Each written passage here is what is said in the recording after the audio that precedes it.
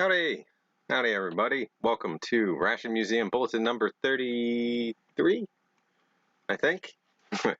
It is. Let's see, we got a little too much light from that. Turn that off for now. I don't know. We got light from all over.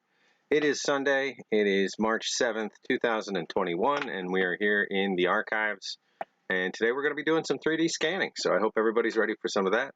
We'll get the lights and stuff figured out in a minute. I'm a little late on getting everything running, so I'm still just moving some stuff around.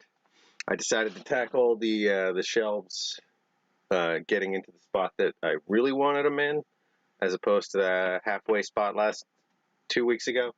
So that set me back a little bit time-wise, but it looks good. Everything looks great. We've got 4 shelves down one side, 3 over here, and 4 in the middle, so 11 shelves full of rations. Alright, so let's see who we've got so far. We've got just about everybody. Good to see so many folks. We got Yossi and Chris and Smitty and Jeremiah and Pete and Corey and Rachel and Kaylin and Marilyn. And let's see. Oh, and Aletha and JW Speaker, MRE, and Joe Green, and yeah, it looks like we got the whole gang. So good to see everybody so early. Well, so normal time, I guess, but so early in the stream. I mean, I know we were kind of getting used to those 4-hour streams. I'll be doing more of those. It's just it's a lot, and been having a little issue with my voice lately. Starting to get a little pain. I talk all day at work, and then I tend to talk all night, and then I talk on Sundays. So it's starting to burn out a little bit. So I'm just going to try and go a little bit easier on it. But all that said, I'm just going to try and set up a space right here to put a little light box around the items that we're going to be trying to 3D scan today, and I'm going to use my cell phone because that's the only thing that can technically do the scanning right now, and try and get a couple things scanned in a lot better than the demo we did a couple weeks ago. So this time we've got this. So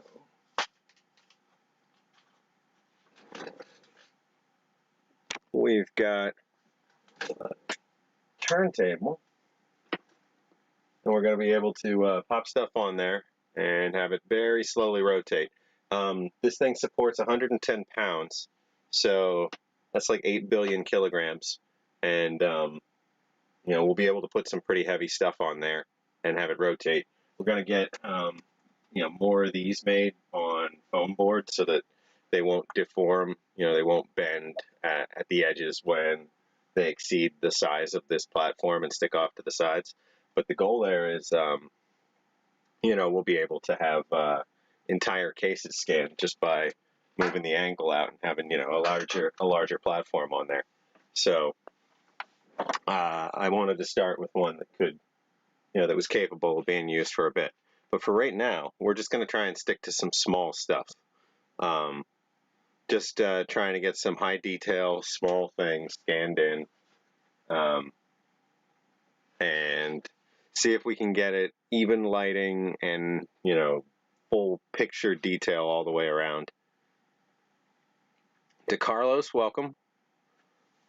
Good to see you in the stream. Don't talk much when you're angry. Well, thankfully lately I haven't been too angry too often. So, hope everybody's been having a good week. Let me see. I'll get back to this one. Well, I guess I can switch. Laptop main. There we go. So, hope everybody's been having a good week so far. At my day job, it's been pretty hectic. We've got some bigger projects going on. I'm trying to think right now, do I even need the whole soft box around this? Or should I just drape something down and put lights around it? Now, part of me says softbox just to, well, it's not an even surface. Now we're gonna do drape and lights. So let's see, because it's not like we're taking photos here. We just need something to make sure it stands out versus the background.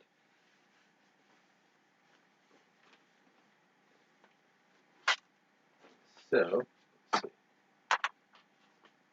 Get this.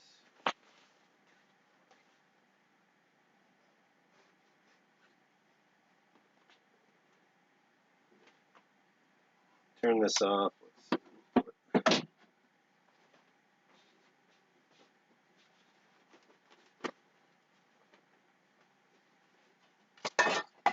Hold this up with some cans of water.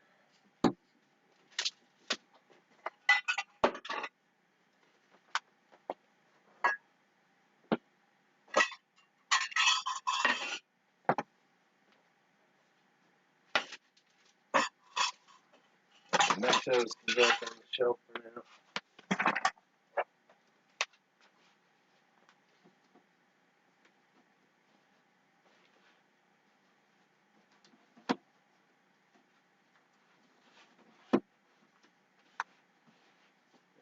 And we'll get some light on this. See, and apologies, I've been missing chat a little bit more in the last few weeks since I don't quite have the great big screen set up in here. I kind of wanted to do one from inside the Ration archive room today instead of setting up the whole conference room and tearing it all down again.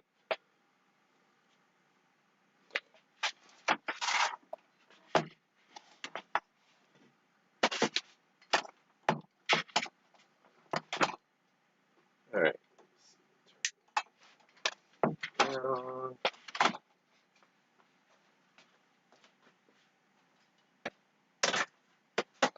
Bring one more of these in. And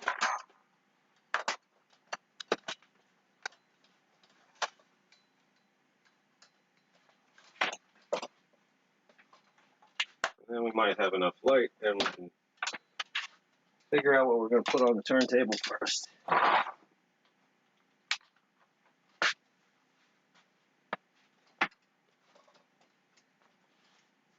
Well, first going to get some tape. Let's see where we cracking open a cold brewski. We'll have a cold fake soda with you.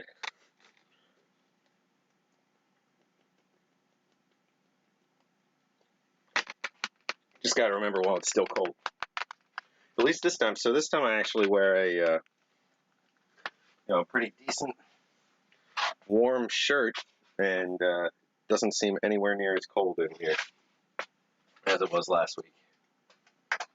Okay, so we've got cameras. And we've got lighting. Let's see, we're just gonna want one of these cameras to sit, keep an eye on everything just for you guys.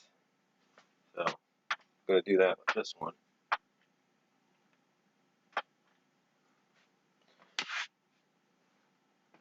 And then this was going to be the one that we're going to need to move up and down and angle it around everything. We'll see how that works. I haven't had the chance to do a dry run on this with this whole setup, so not entirely sure how it's going to go.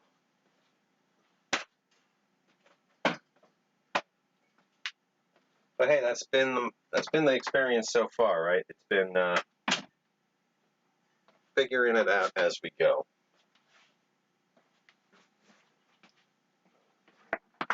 Okay, so now that I've got everything set up, I probably could have had the laptop over here, but that's all right. This works. Just going to get this camera set up.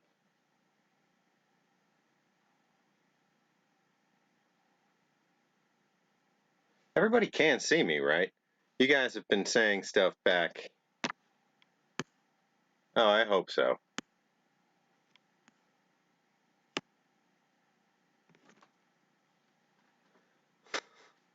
This would probably be one of those I'm talking to myself. Oh, thank God. Sorry, I just saw a text from Smokey from a little bit ago saying couldn't see me, but I don't think I was live yet at the time, so I was a little late.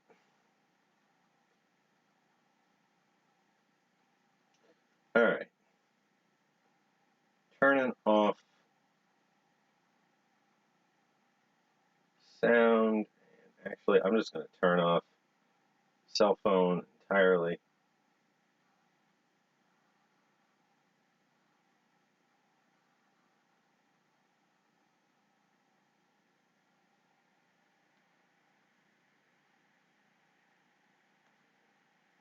And we're going to go into the scanning app somewhere.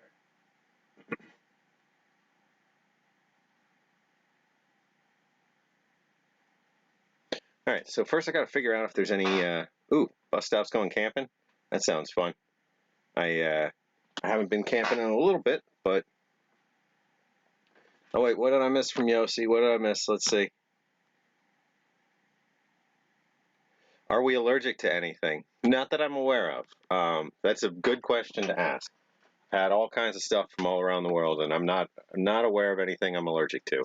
And Nick's the kind of person that would bring it up if he was. So, I'm pretty sure we're both good. Well, I'll double check with him before we consume anything, of course. But definitely with coffee, you know, with what you were talking about before, I think we're both totally fine with any nuts or not or beans or anything like that. Awesome. Okay.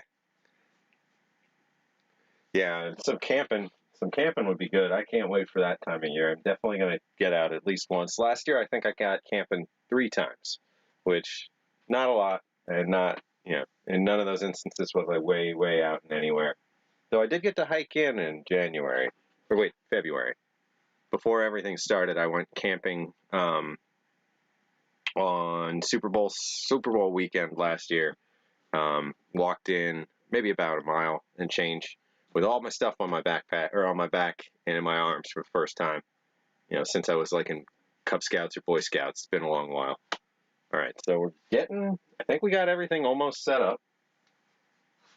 So the idea here is that this turntable is going to take 90 seconds for one rotation. So it's going to be slow. Every single thing we scan is going to take, I think, about 6 minutes. But hopefully it'll be much better quality than the 2 demos we did before. That's my hope here.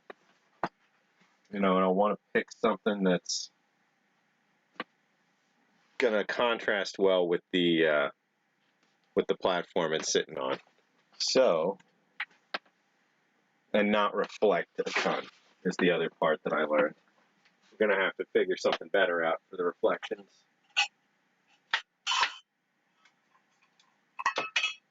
So just as a start, I think I'm gonna scan this here pound cake.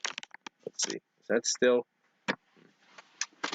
Maybe move this over here, get a little less of that light. I don't know. Yeah, you're right, Caitlin. It should be a good way to tell if all of this works. I had paper towels in here. Where did I put them? There's still some crumbs in here of the pound cake.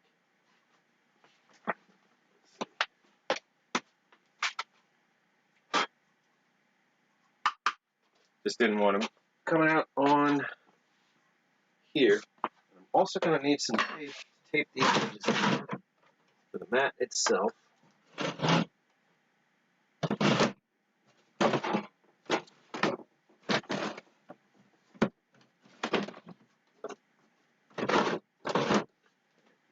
Be right back. 1 second. I left them both out here.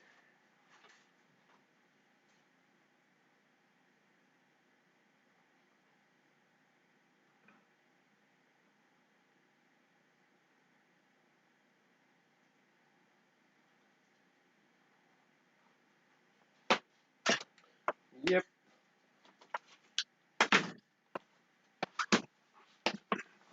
So when I came in today, I noticed the office across the hallway's been emptied out and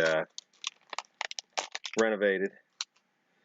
So I doubt it'll still be available after we get to doing a fundraiser, but hey, you never know. That'd be nice having two right next to each other. Definitely at the point where we could use a second room so that we could start setting up something like this that doesn't have to get torn down every weekend, and where somebody could, you know, come in and pick up while I'm not available or Nick's not available.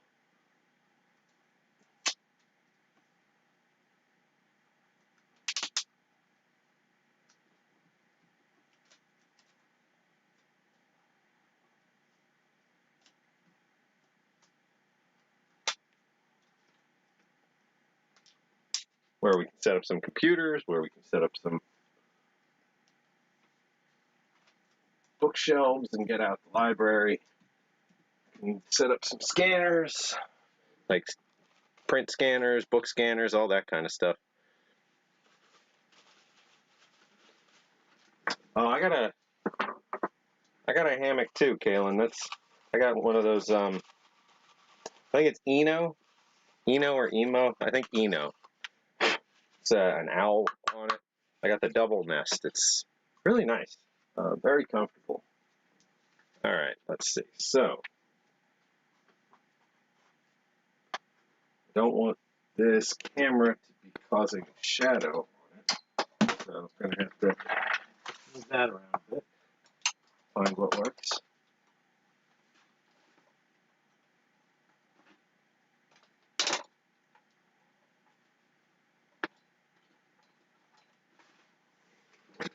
So the idea of the softbox is that the piece of fabric catches the harsher initial light and scatters it, and what makes it through is diffused through the cloth, so that you shouldn't have as many harsh reflection spots. With these, you still get some. Finding the right distance is kind of an iffy thing, but I'm an amateur, don't know what I'm doing, just doing the best I can. Not going to rate this app right now.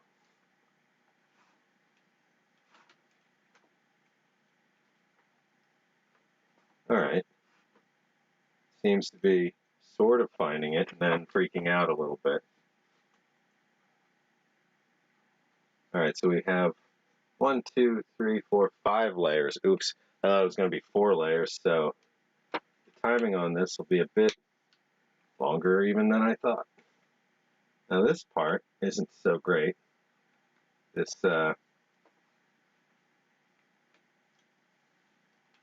tilt that I'll have to be doing.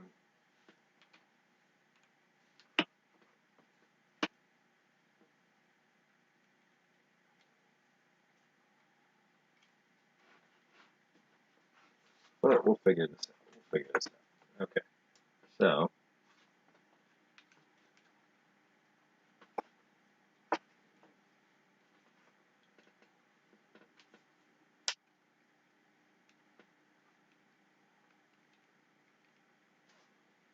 alright. Gonna need you guys to see what I'm seeing at some point. Alright, here we go. I know that's tiny. Let's see if we can get it figured out.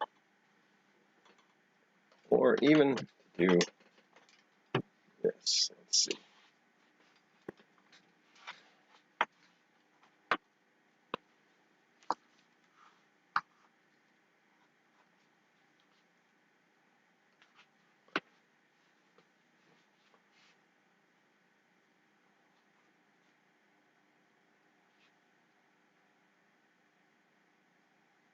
That looks like it's going to be pretty even that way. Then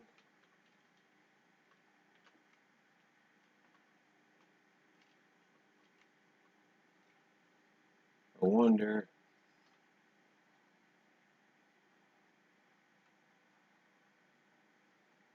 like, why is this red? Oh, it doesn't need to be that close. Okay. Closer's fine.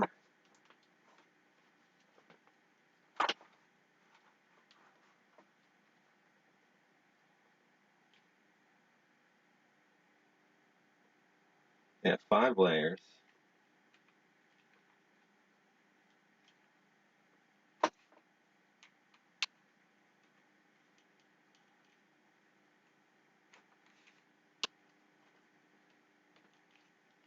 Now it's that bottom layer that confuses me, how they want me to capture it when it seems like it just wants to start one layer above it no matter what. But let's see. All right.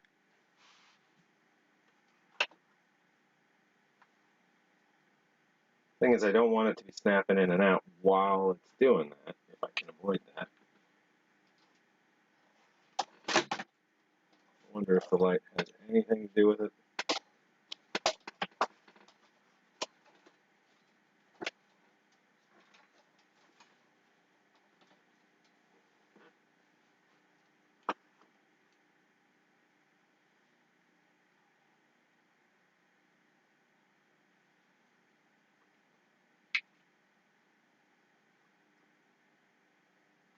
I'm wondering if it's also due to this crinkled edge there, which I knew was going to be a problem. Let's see what we can do.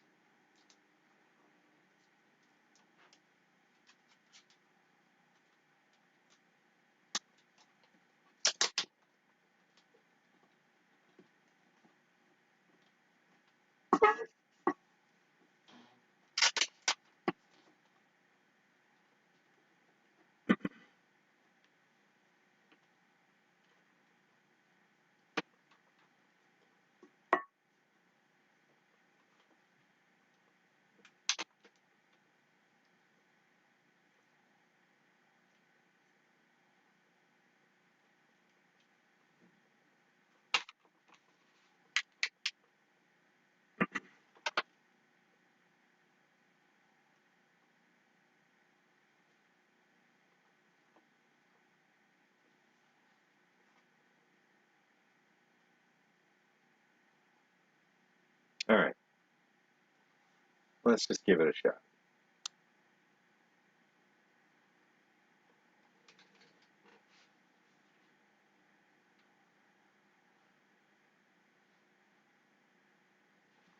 All right, here we go. Let's flip this around so you guys can see what I'm seeing there. Problem is when it loses track for even just one little spot, then it's going to have to come all the way around. So we'll see. All right, now I can catch up on chat a little bit. Let me turn this back this way. That works. Still got these awful overhead lights causing some glare. Let me see if any of it is in the camera, and then I'll stop rambling. And we can potentially do a little mail call while we're waiting on these. All right, that's pretty good. Whew, okay, so Gail grabbed a cup of coffee. I think that's about the speed we're at right now. Time for a quick cup of coffee. Tim, I hope you're doing all right. See, you went in for a biopsy. Hope it comes back good. G. Schultz, good to see you here. Oh man, you're always welcome here. Always welcome here. So let's see. We've got layer 1 done over here. Let's see if we can just carefully lift her up and do a second layer.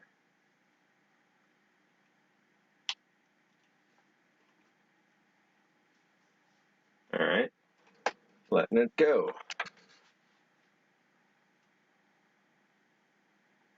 Okay, gonna need this camera to be a little more active in the following process too.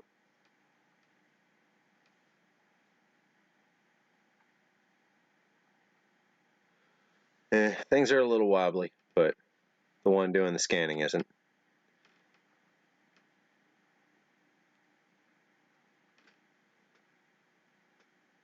I don't want to know about the gas chamber hotel room unless you're talking about a overactive PETS intestinal tract. Well, I mean, I still wouldn't want to hear about it. But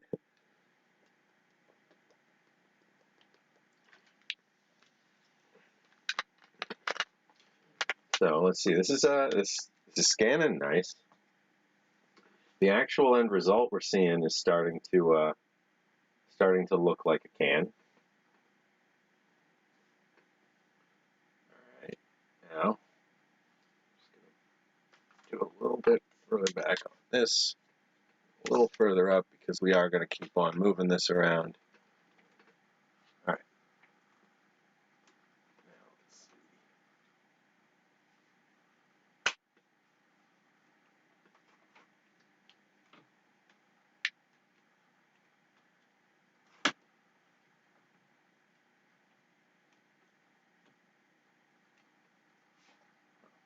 Seems to want a little more vertical than that.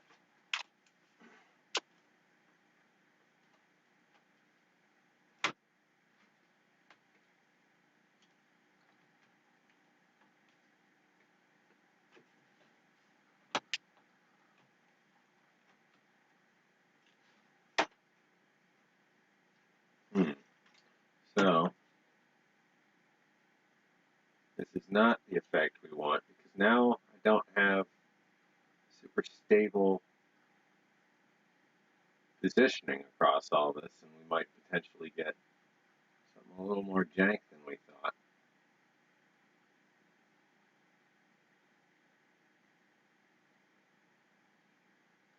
I mean, this is definitely 1,000 times better than the first time.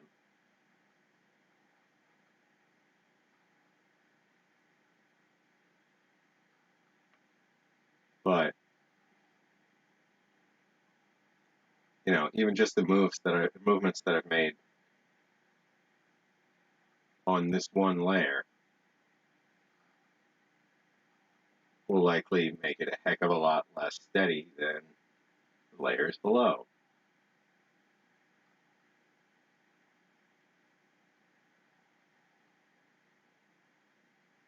Now I have a mount that I could potentially use that's angled better for all this.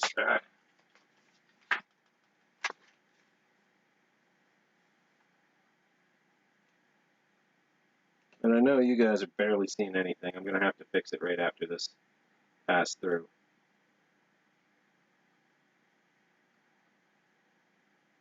So this would have been a good day for the gimbal, and I didn't bring the gimbal, though I'm sure the batteries wouldn't have lasted for hours leaning in over this.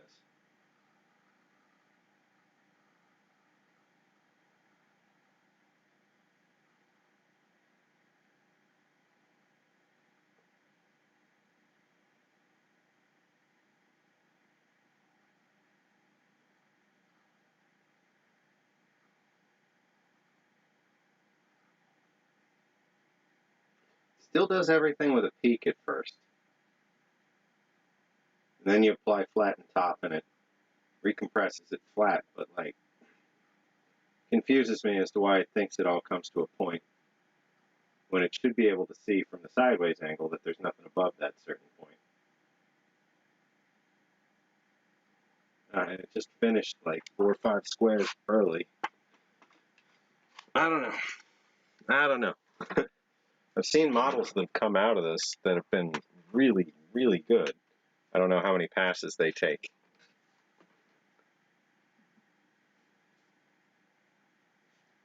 And hello back to Judah.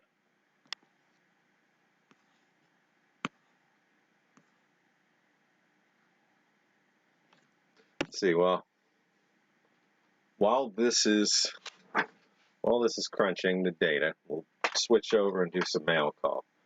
See if we can get a good angle on this here screen while that's happening. All right. Hey, Fordman, welcome. All right, let's switch this. All right, mail call. So these are just 2 things that I bought in between the last stream in the archives and this week. So some of these got here before last stream, but last week I was streaming from home, so we just did that. So first off, we have got an eBay find.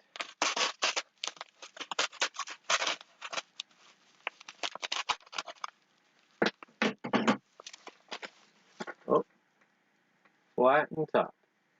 Let's see how long that takes. So in here, we should have, I don't know if my brother's watching. Let's see. But just in case. Smeed. My brother used to be in a band called Smeed. Long ago. That's funny. I wonder if it was this paper products company or whatever that he saw. Because he said he saw it on like a passing truck, and that was how they named their band. So, Smeed is not the thing we're looking for here. What we're looking at here. Oh, did the guy not actually include the letter? I was pretty sure the listing said he was including the letter.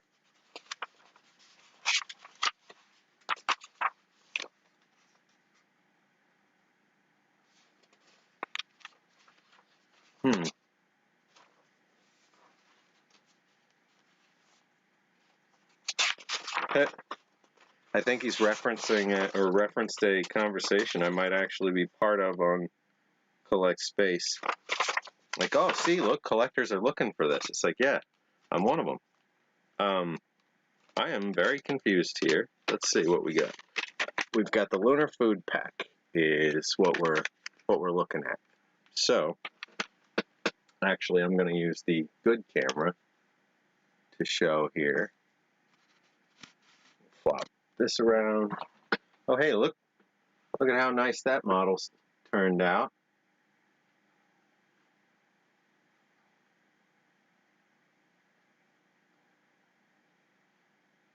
That actually turned out pretty good.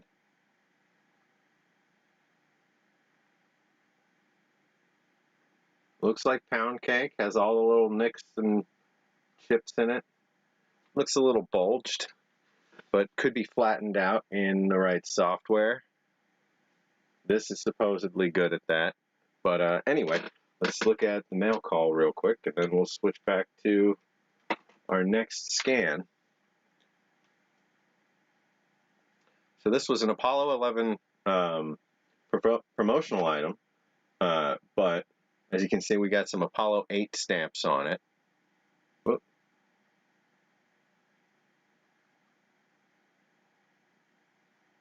Which I think are neat. This was postmarked July 21st, 1969, so this was just a couple weeks after men landed on the moon. And it is, let's see, it contains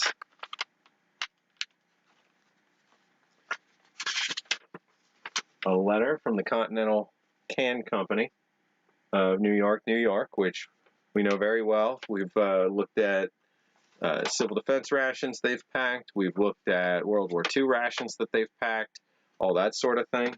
So we've got a letter explaining that these were on Apollo 8, these were on Apollo 10, they would be on Apollo 11. And what we're looking at is an example of the actual packaging bags that were being used to do thermostabilized pouch foods for the Apollo missions. So this isn't, an actual, there's no ration in this. This is just an example of the packaging. And this is a promotional one specifically that explains its purpose and has a little dedication on the back. Pause it there and go back for anybody that wants to take a look over that. It says, this is the package developed by the Continental Can Company, which made it possible for the astronauts to eat appetizing cooked food throughout their historic voyage to the moon, July 1969. So the actual stamping on it is of interest to us. Turkey and gravy, date 6/5/69, lot number RD1653. We got the part number, and then we've got U.S. Army Natick Labs. So This is a joint venture between the Continental Can Company and U.S. Army Natick Labs. And the actual mailer, the actual postage mailer, was made by the can company as well. So this is a twofer.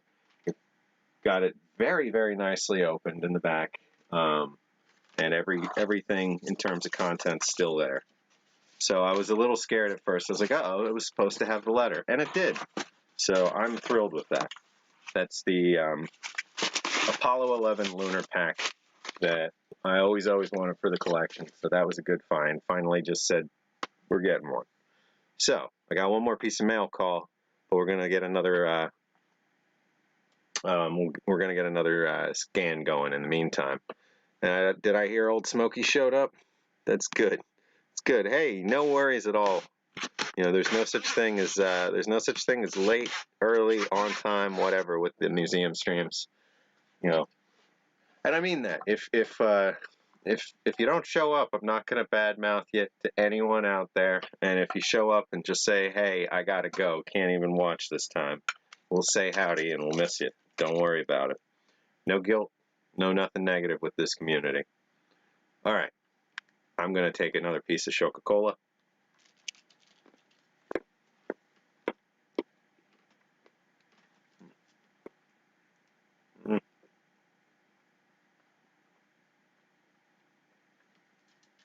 Thanks again to JW Speaker MRA for that. I've only got half of one layer left, so I've had 12 out of 16. Very much like the Coca-Cola. Let me just make sure I didn't miss anything.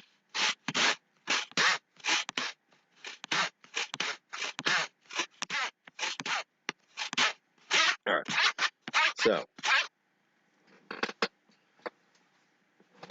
we've got a good looking scan so far. I'm gonna see what we can do here. I don't know what this flip thing means. I don't want to screw it up. I'm gonna go ahead and try next.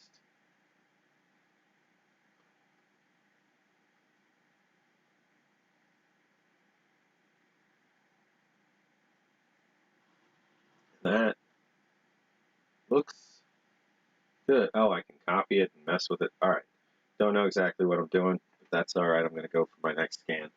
I think that one turned out good as a test. So what should we scan? What should we scan? We've got all kinds of stuff, but I want to scan something that's not too shiny.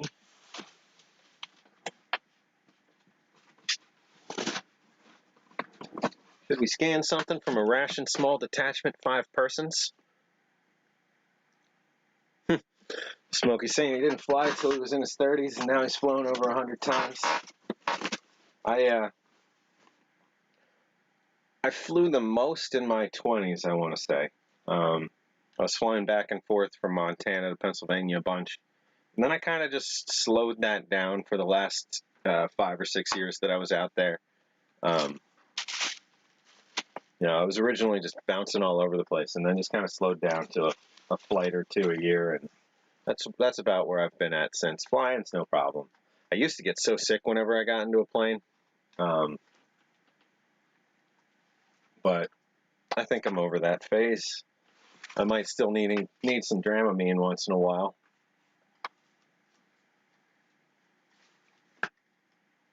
All right, so right here we're looking at the contents of a Ration small detachment 5 persons. Got one of the inner boxes. And then we've got a number of these inner cans. Should be able to get a good scan of maybe 1 or 2 of these. Some of these are just, they're really, really unique. I see them in this Ration and maybe some, 1 or 2 other things in the era, and that's about it. So this is by the Kroger Company of Columbus, Ohio. That's fantastic. This is sandwich cookies. So these are pretty much Oreos, the size of this can, and all the way through. This is a can of Oreos, and they're really good. Like this can would almost, there's no bulging to it. There's a good, you can feel the give when the material inside kind of bounces against the side. So I almost guarantee you open this up and there's edible cookies in there. I'm not going to anytime soon. For preservation's sake, we will eventually open this. For the long run, the idea of these cans is going to be, they can be there for displays, they can be there for comparison, for size, for all sorts of things. But there isn't going to be much that we gain by letting food stay inside rotting over time. And in some cases not getting any worse, but overall, there's not going to be much we gain out of leaving them in there. Ooh. There's definitely metal in this. So I'm not sure what, in addition to the sandwich cookies, are in there. Let's see. We can scan that. We've got some other cans in here.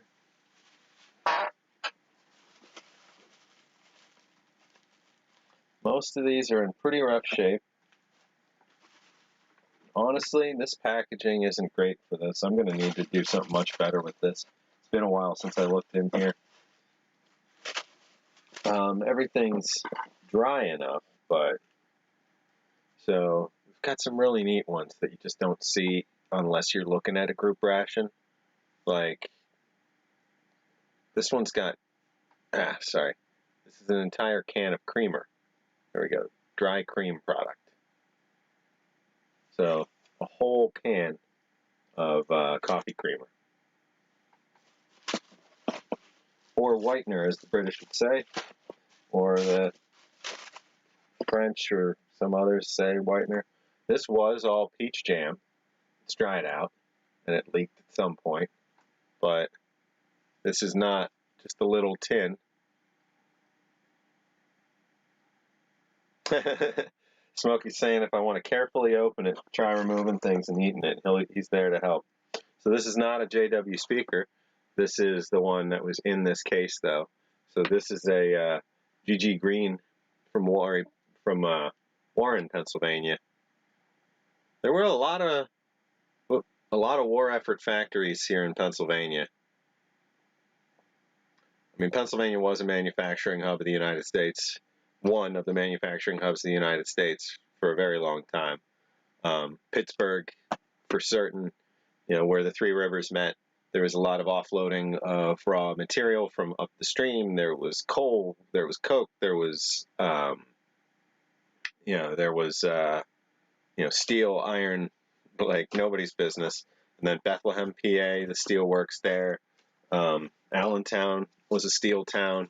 There's a lot, and then the railroads all, there was this massive tangled hub in Pennsylvania, and everything branched out to other manufacturing downstream of it. But a lot of stuff started here in the sense that the metal was coming out of here.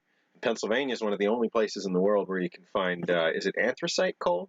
I'm not going to pretend to be an expert, but I want to say it's anthracite is only found here and maybe 2 other places on Earth. And it's a much denser, hotter, longer burning coal. So perfect for steel furnaces, perfect for, a lot of industrial purposes over bauxite. Bauxite? Bituminous coal? Now something with a B. Something with B. But anthracite is the Pennsylvania variety. And I think West Virginia, you can find anthracite as well. Hey, Centralia, Pete says, ask Centralia.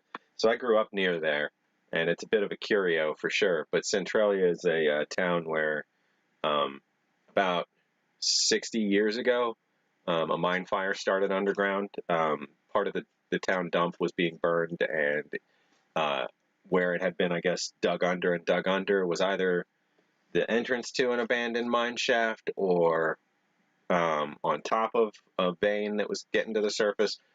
I don't know the exact starting history, but the slow garbage burning caused the coal vein to catch on fire, and it's still burning.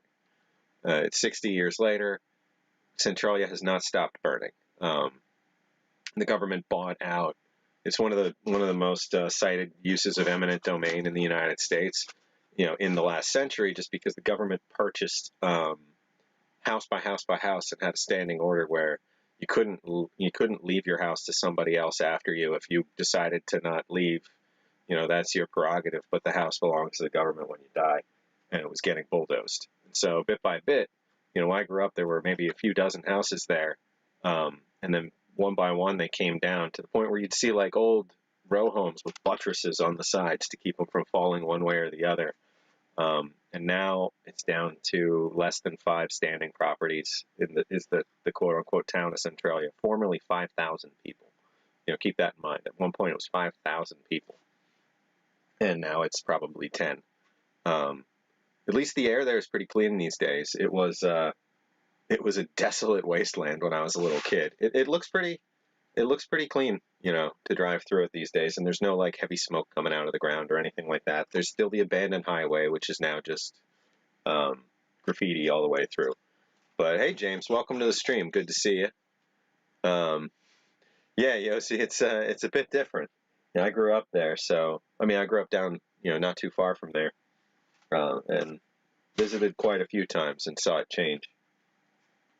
So let's see, we've got a handful of things in here that would be worth getting a scan. I think this white bread in a can back here looks really good and might be worth doing. This peach jam we could get a shot at. And then we've got, see, chocolate, 9.5 ounces.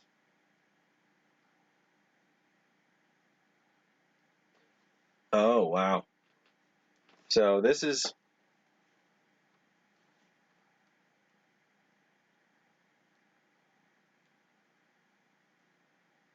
I think this was a can of M&Ms. I may have had this revelation before, but if you look really hard there, it says pan-coated chocolate discs. That's all that's in this can. 9.5 ounces of pan-coated chocolate discs. It is a rock, but I think there's a chance this was M&M's.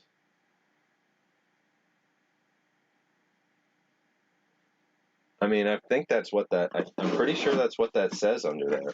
Pan-coated chocolate discs. And then, of course, we've got the Holy Grail pack that everybody hunts for from these. That's the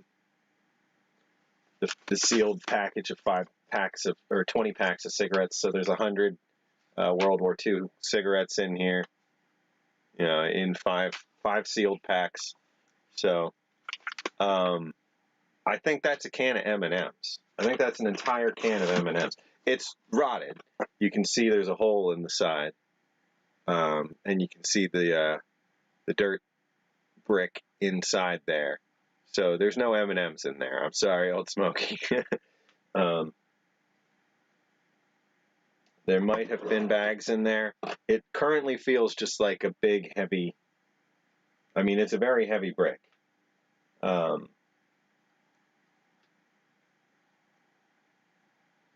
When I get a little bit better at clearing up some of this rust on the surface without taking the paint with it, we can be certain of what this says. But the pan part is definitely pan. Pan space, and the spacing of everything, and just what I can see of the last word. It really looks like it says pan-coated chocolate discs. Let's see, and then this was like sausage or something. This is an unknown at the moment. So this is where we'll have to get into heavier techniques for looking into these things, because we might be able to look through some of the detritus on the surface of these and get into get underneath the rust layer without having to scrape it off. Kind of like in a museum, well, kind of like in a museum when they're looking underneath the layers of paint to see what people had corrected in paintings or what they might have painted over if they had started with something else.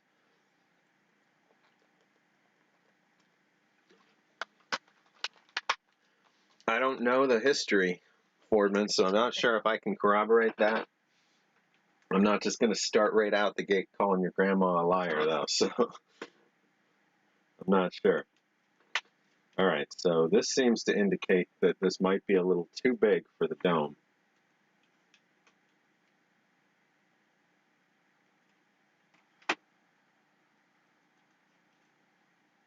I don't know. We shall see. It fits, technically. So, I'm going to try it.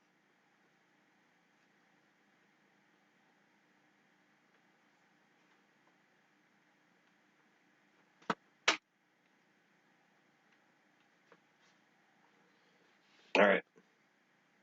Here we go. Get this back to where you can see everything. All right. So, we'll see how that first row goes. We'll get the next row going, and then, we'll jump into the next mail call when this model is crunching. Quint saying Steve would at least try to eat them. Back in the early days, before he started his channel, he and I would talk about all this stuff that was in both of our collections and, how far back we were willing to go and eat. And I still had all kinds of stuff that I had bought with the intention of eating. And in the end, he started actually doing it. He started going out and eating the old stuff and filming it and sharing it and eating it and filming it and sharing it. And I had, I kept chickening out. I kept saying, like, I got a day job.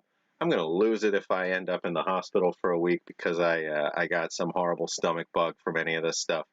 And, I started sending him a lot of the items that I wasn't going to eat, like that 1969 or 1959 beef that he broke out, rehydrated, fried up, and ate. I sent him that. I sent him that 1952 peanut butter, I want to say.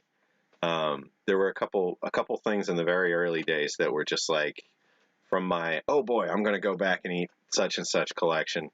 And at the same time, I started going the opposite direction. I started saying, I can't do it. I can't eat this. This is history. And he started making sure before he ate something crazy that we had one in this general collection that was going to be preserved for posterity. I try not to talk too much about his involvement with this since he's asked, to be kept totally separate from the museum these days, and I got to respect that. But there's some definite good memories from the early times trying to figure out what the heck. And meanwhile, it would always be like, okay, you're going to be the one who actually eats this because I'm not necessarily going that route. Now these days, I don't know. I have been going back further and further and further food wise. Those cookies, if we open those cookies to preserve them, I'm going to eat. I'm going to eat them. I have had B unit cookies before, and I am definitely a fan.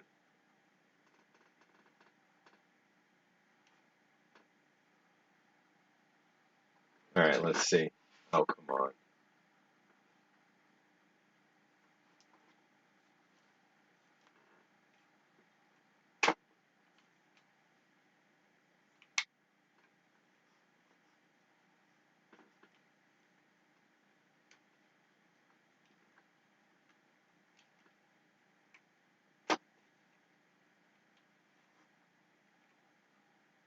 All right, let's see if that works.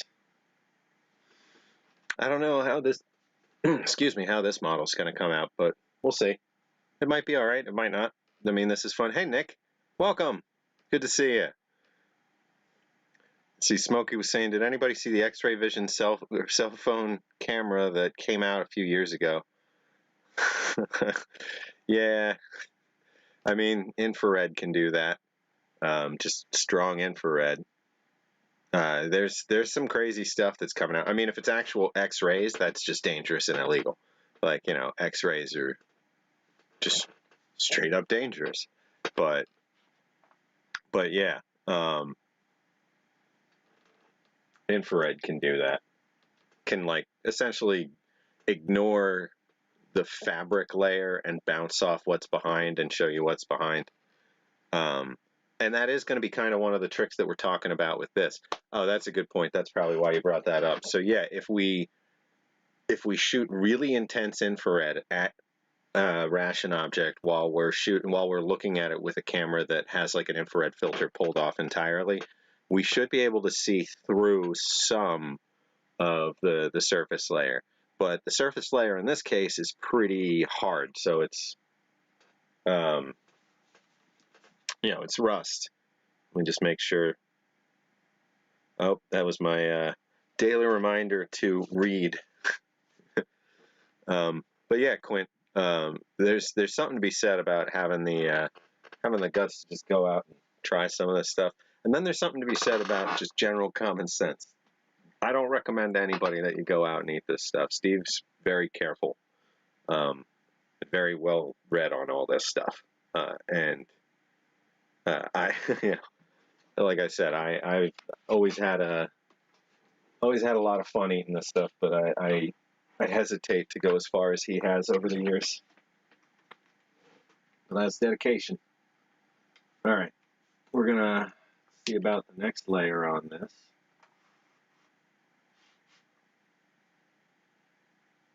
Almost. Let's see if I can move this closer.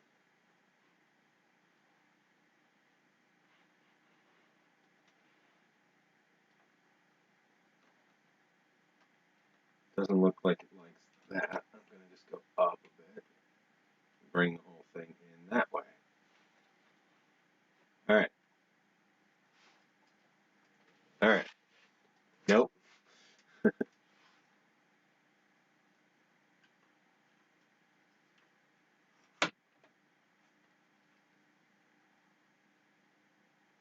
Okay. There we go. Get this looking to where it can actually see that again.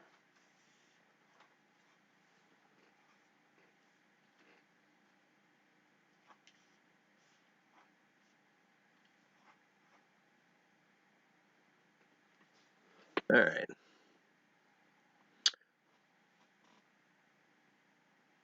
This is zero. It's 2 times better than X. It's fine. You will like.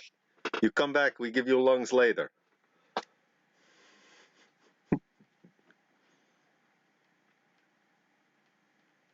DeCarlos, I feel you. I lost a lot of weight, and I don't think anybody wants to see what's left. It's not great.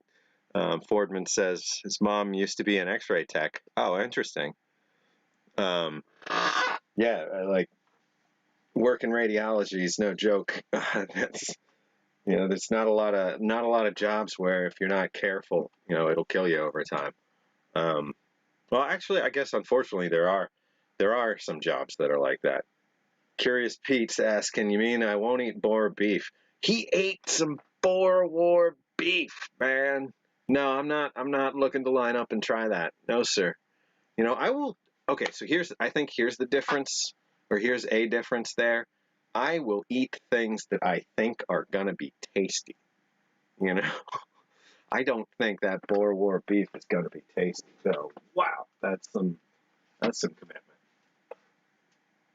All right, so we're going to try and go up a little more and bring this forward a little more. Tilt this down a little more.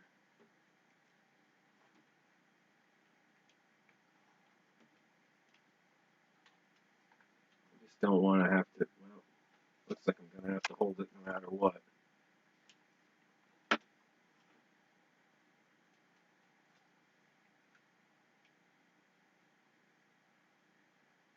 All right, holding for this last layer isn't so bad.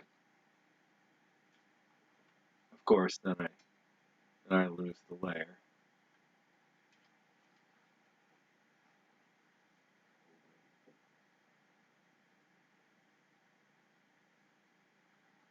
Problem is, like, it's this last layer that I want the most stable and cleanly shot. know, because it's the layer with the text on it. So I am going to have to figure out something better. You can technically do multiple scans, so I'm going to see about putting this on its side and scanning again.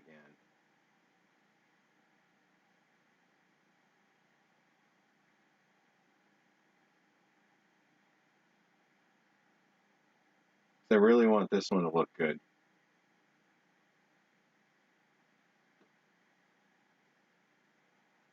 I'm still pretty excited there. What if I did find a can of like an entire can of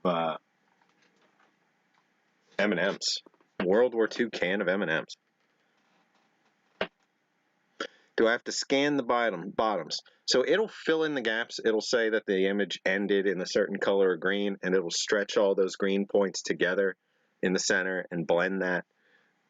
But with a lot of these cans, we have dating on the bottom. We don't on this one. But with a lot of them, we've got stamping, we've got dating, we've got that sort of thing. And I do want to capture that. I want to make it so that when you're looking at these, you can pick them up and turn them around in 3D and zoom in on them and look at the bottom. Started messing around with building a virtual reality just room to start putting these models into.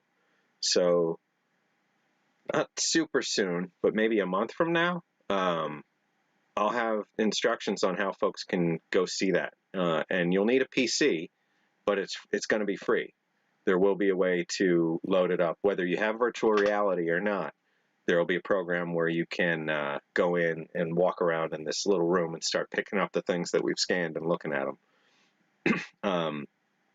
But the goal will be to get more and more of this stuff into an actual museum in virtual reality, so that, you know, even, I mean, the reality of it is it's going to be years before we have a big old museum with dozens of cases with hundreds of things out on the floor and displays with video and text and, you know, dedications to different people and, you know, classes and all that stuff. So in the short term, it's going to be, you know, just getting people aware of what we have and trying to share what we have, you know, with as many people as possible without having a big enough space. Because let me show you guys just a little bit around here again, because this is, you know, so this is the archive room. Oh, caught on a wire there.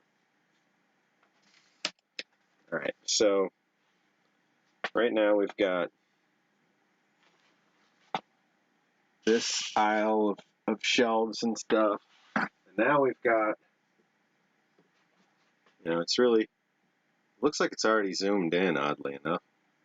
But we've got, you know, this whole zone. We've got going down here. We've got all this stuff. I mean, it really is building up to be quite a pile of ration stuff. And the idea of like getting it all, I mean, if it takes this much space just to physically be here, like, can you imagine just everything getting its nice, neat little display space? Because most of what we have here is just unique things. We barely have anything doubled up yet. So yeah, it's gonna be great. Corey, yeah, I sort of know what I'm doing there, but not really. But with everything, you know, I don't really look at this kind of stuff and say, I don't know, so therefore I won't do it. I just look at it and say, all right, I got some tutorials to read. I got some things to try. We'll make it, you know, we'll make an okay version now. And hopefully that'll show folks over time that this idea is worth supporting, and then we can get, you know, enough behind what we're trying to do to make a better version later. And that's fine, you know.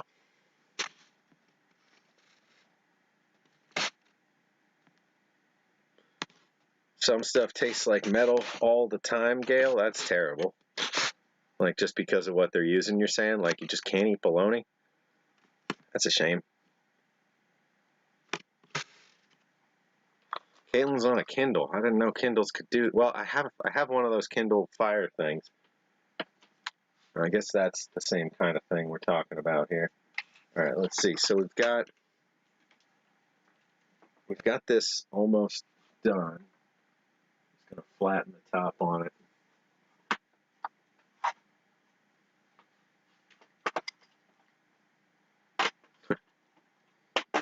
Tripods and well, monopods. So it is processing.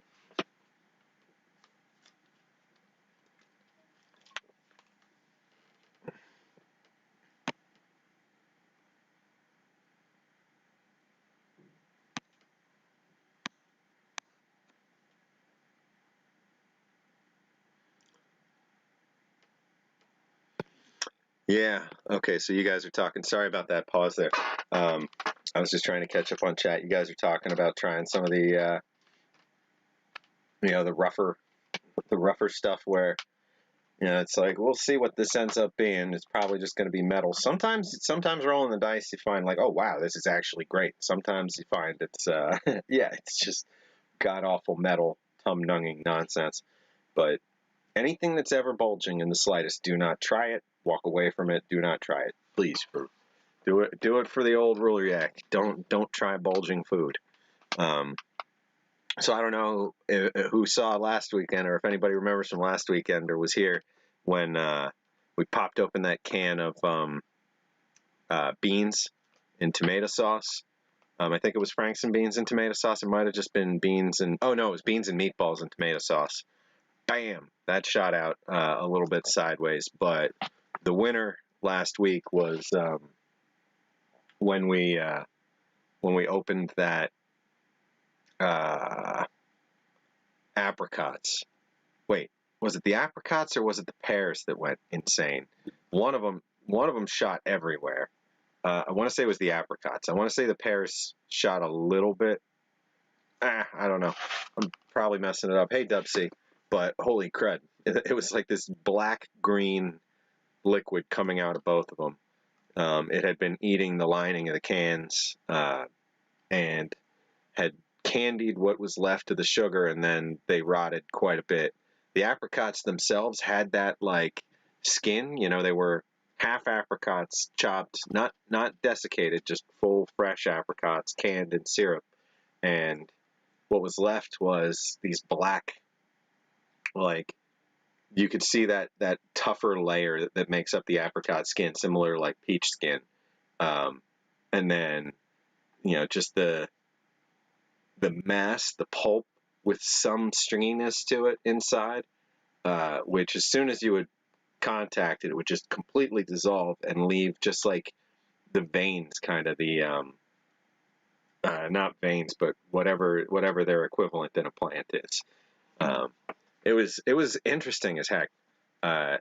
You can go back into the middle of last week's video and find those. That's where it looks like I'm handling some black sludge in the metal sink, but it was definitely interesting, and those cans aren't going to rot anymore. And then we got the one where it was full of rocks, essentially. It was applesauce, but the applesauce had just full on eaten all these slices through the side of the can and escaped, and everything that was left dried out and dried out some more and dried out till it was just little rocks. So we opened that. Well, no, actually, no, we didn't open it. The bottom was gone for the most part. So we broke the rest of it out. We emptied it out. And now I've got that safely preserved for now with some paper stuffed plastic on the inside, plastic around the outside, so that shredded outside will stay together. And I want to either set it in resin or something to that effect, so that we can show like where the weak points were on the can, what kind of breakdown was likely to happen, as a step in the road towards what we have now with thermostabilized stuff. That we generally don't have to worry. We can worry about the contents for sure, but like even opening up a 1980 MRE, the mains generally aren't going to be leaked out anywhere.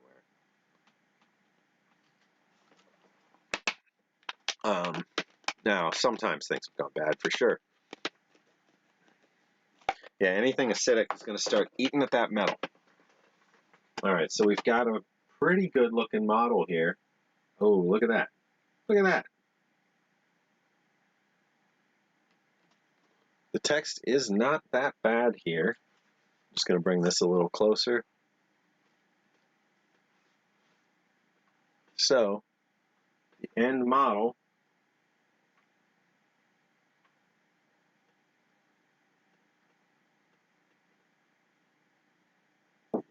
it keeps doing that thing where it's got these darker patches that I don't really see in the reality of the can. So, like, you know, as you see it rotating over here, it doesn't have these dark chunks. Oh wait, no, never mind. I'm like sitting here saying it doesn't have these dark patches, but I guess they were just on the other side because here they come.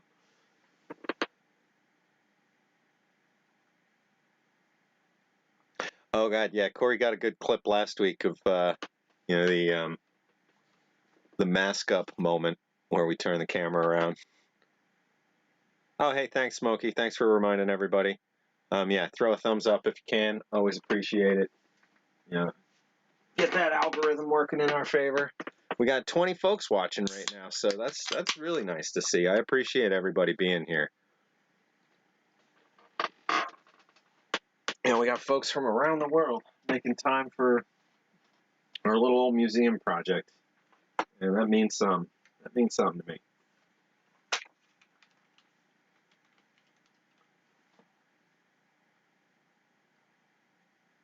Oh no, did I just throw that away?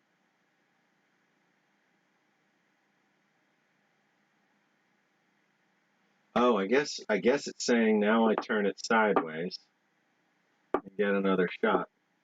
Let's find a good spot where it likes to rest here. All right, so let's see how this works.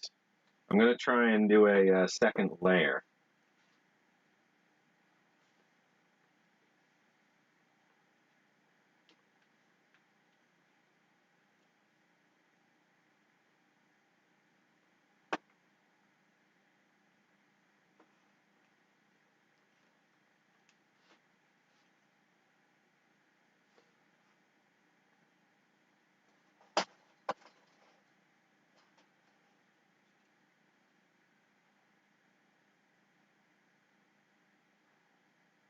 It's just, it doesn't seem to want to play nice here.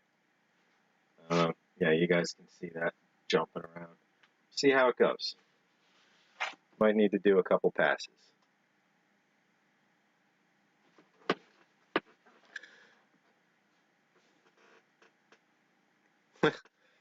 Yeah, it's not quite as easy as, so Corey's saying he chopped a clip out of the stream. It's not quite as easy as like on Twitch where you can just hit clip and pull a chunk out of like a 2-minute strip. I am, excuse me, going to end up doing dual stream into Twitch. Excuse me, but I'm going to wait till a little further down. Not trying to split the audience just yet. And I need to make sure the chat back and forth works in a way that everybody can see everything. Yeah, Dub C's saying he's seen some names pop, like a seal on one side. That is something that happens. But like not too often, and it seems like, stop me if I'm wrong, it seems like when they're folded, or when they were beans or something. Beans are always the ones that, you know, tend to expand a little, and that may never, you know, it may not mean that there's anything dangerous going on, but I'm still going to go ahead and assume it's not super duper safe when anything's bulged. All right, let's get this up a little further, and then we'll do the same with this.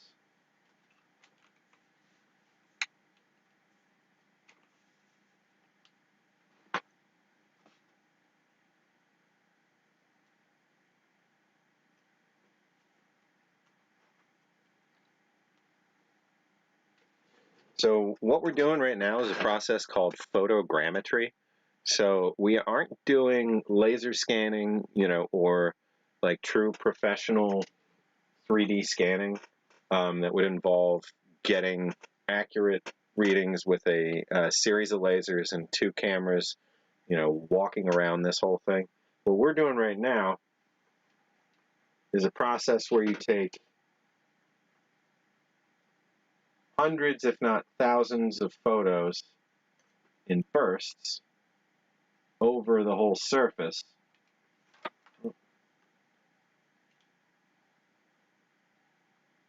Of an object, and then you separately piece that back together later.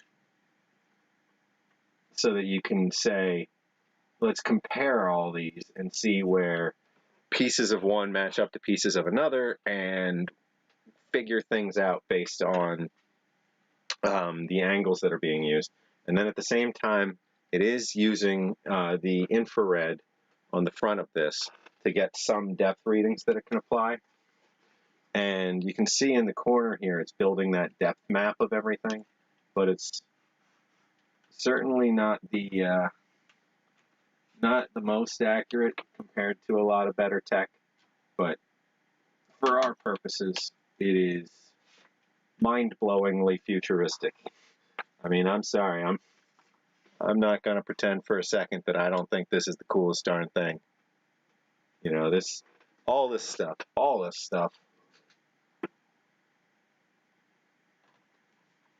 that wouldn't have existed just, you know, a short while ago. Like this is a little tiny slab I carry around in my pocket, and it's capable of, you know, just casually producing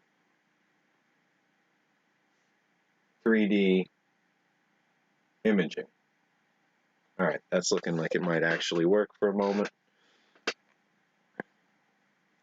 Oh, hey, thanks for the Instagram post, Smokey.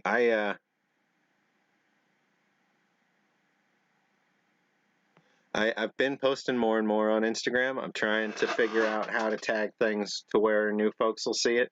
It's been working really good. We've got over 60 folks on there already. So hey, you know, but you know, trying to use it more, trying to use more of the old social media. Where are you scanning with lasers, Dub C?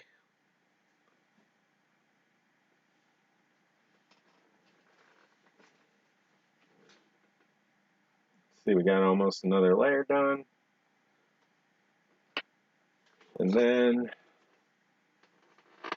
we'll go up one more chunk.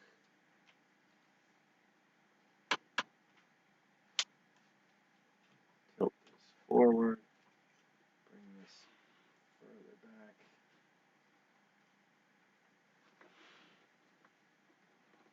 back. Whoop.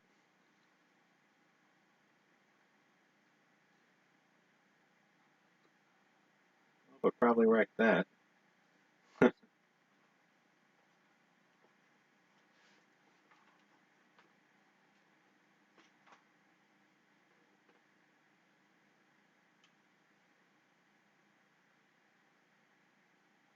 All right, gonna be kind of quiet while I do the last 90 seconds of straight down on this.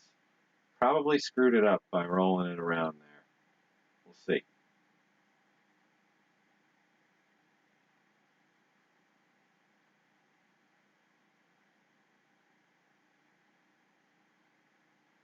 I think it's a pretty neat program. Lets us just get picture by picture across, you know, like 1,000 segments or something.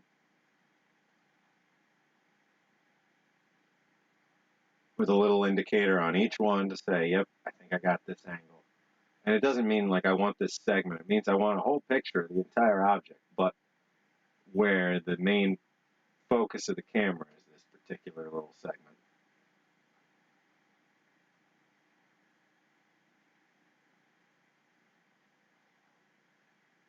Almost.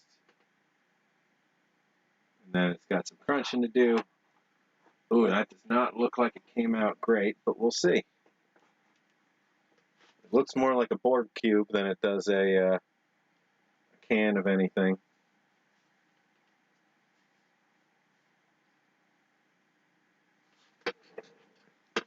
Yeah, look at that. That does not look like a can.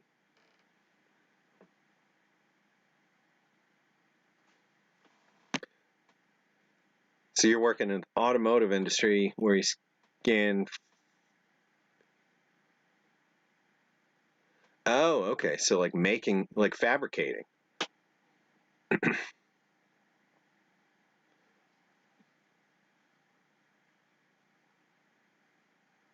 Instagram is just Instagram.com/Ration Museum for anybody.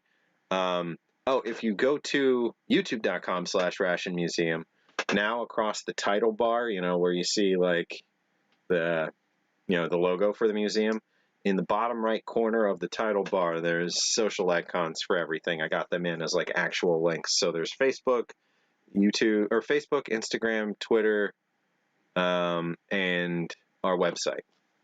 I think that's it for now. Can't remember. Facebook, Instagram, Twitter, website.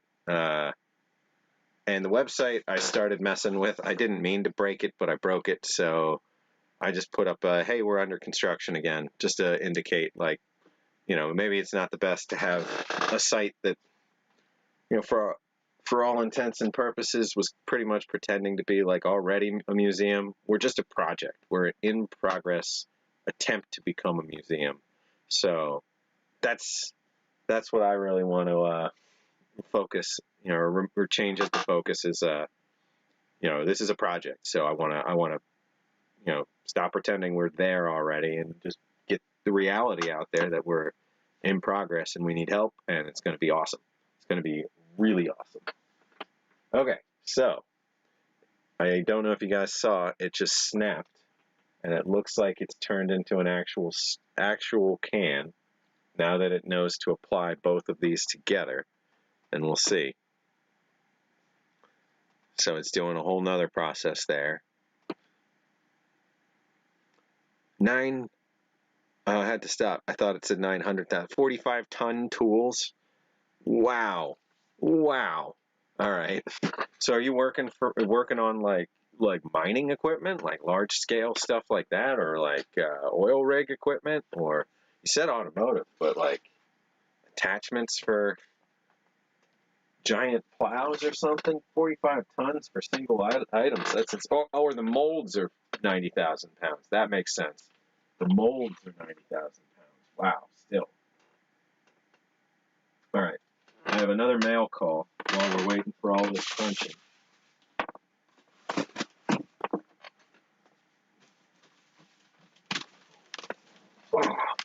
So this one's a big one. Oh. Now it's like looking horrible and sideways and chopped. I don't know what it's doing. I hope it didn't ruin the main model by adding this other one in. But that's all right. In the meantime, we're going to flip this around and take a look at some more mail. So this was packed very well, it looks like. Very appreciative of this packing job.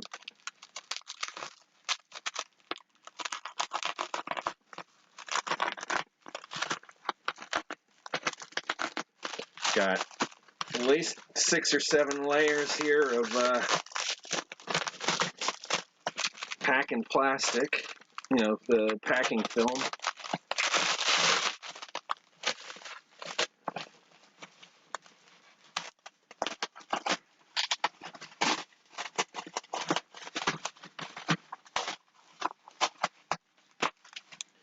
Over some butcher's paper,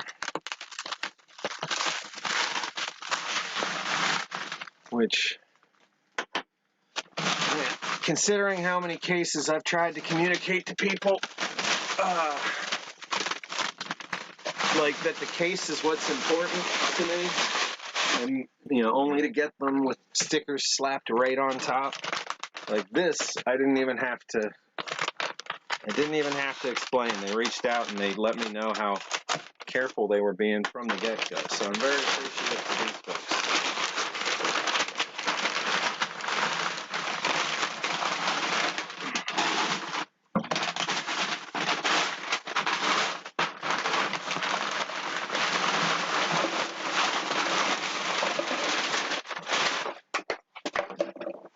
Layers upon layers.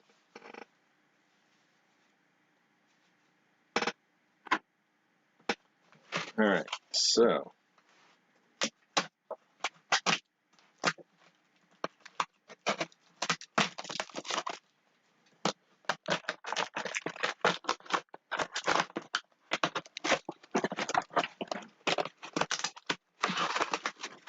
man, still so many layers.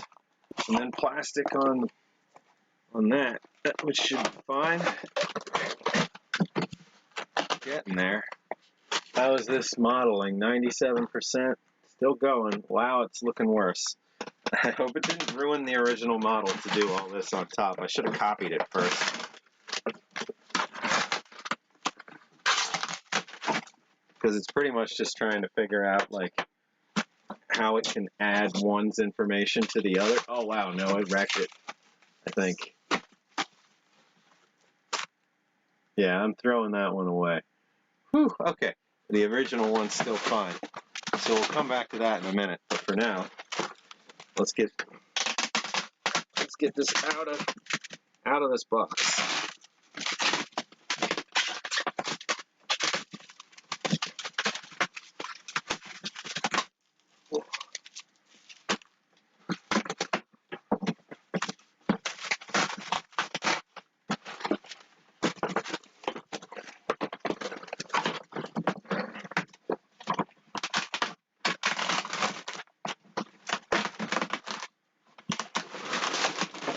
Ooh. I mean, this is thorough. This is thorough.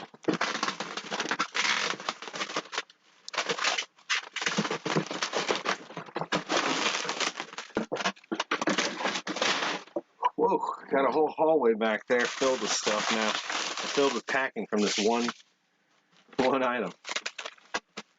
Alright. Now where I gotta start being careful.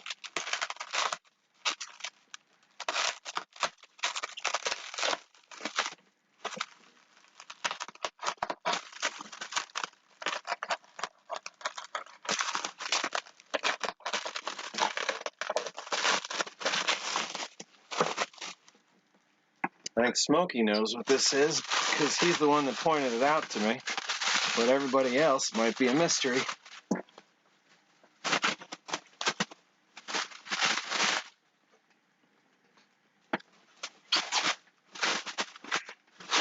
Oh, dang. I just knocked over a soda. Oh, man. Alright, hold up. Be right back, camera time.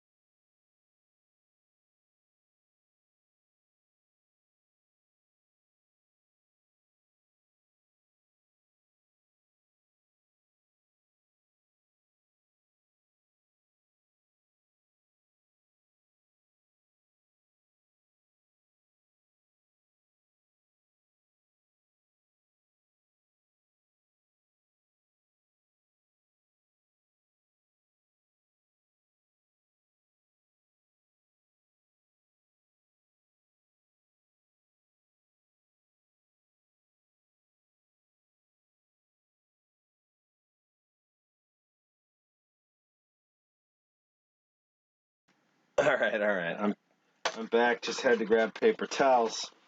I just had a soda on the floor behind me, and as I was tossing stuff, I must have nicked it. Knocked it over. Just on the floor. Nothing. Didn't wash into anything it shouldn't.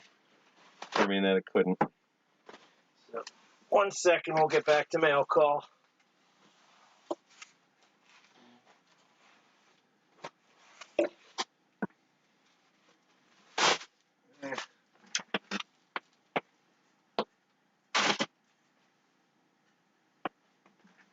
Could have been worse. I got all kinds of stuff. But like I said, this is still a pretty darn small space. You definitely need more space in the long run, but can make do. It's a heck of a lot more than we had a year ago, when it was still just storage. Alright. I think I got pretty much everything there. So,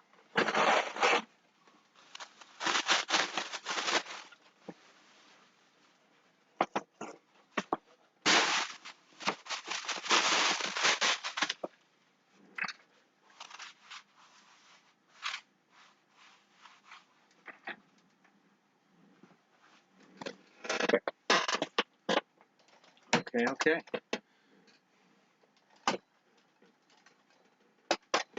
There we go. So, now without further delay, we've got let's see.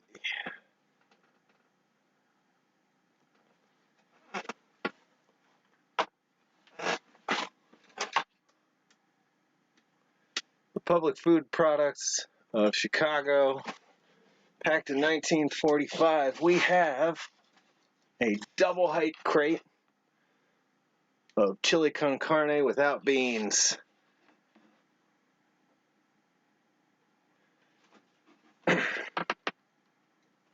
So, between them, this would have been 12 6.5-pound cans. So, about 78 pounds of chili con carne without beans. So, pretty huge case. Pretty neat find. Let's see. At the top it says container W11-009QM. So quartermaster. And we can see, not super clearly, but we got our half moons on this outside edge here. Half moon and half moon. Or crescent moon, I mean, not half moon, crescent moon. So we got our crescent moon signs going along with the food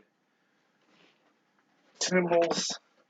We got 3 blank sides and a blank bottom. The side is a double up on the top and bottom. I assume they produced these 1 layer deep and 2 layers deep. This was manufactured this way. The inner guides and inner layer were not cut after the fact. So this is a great example. I'm very happy with this massive crate. We'll get that up top.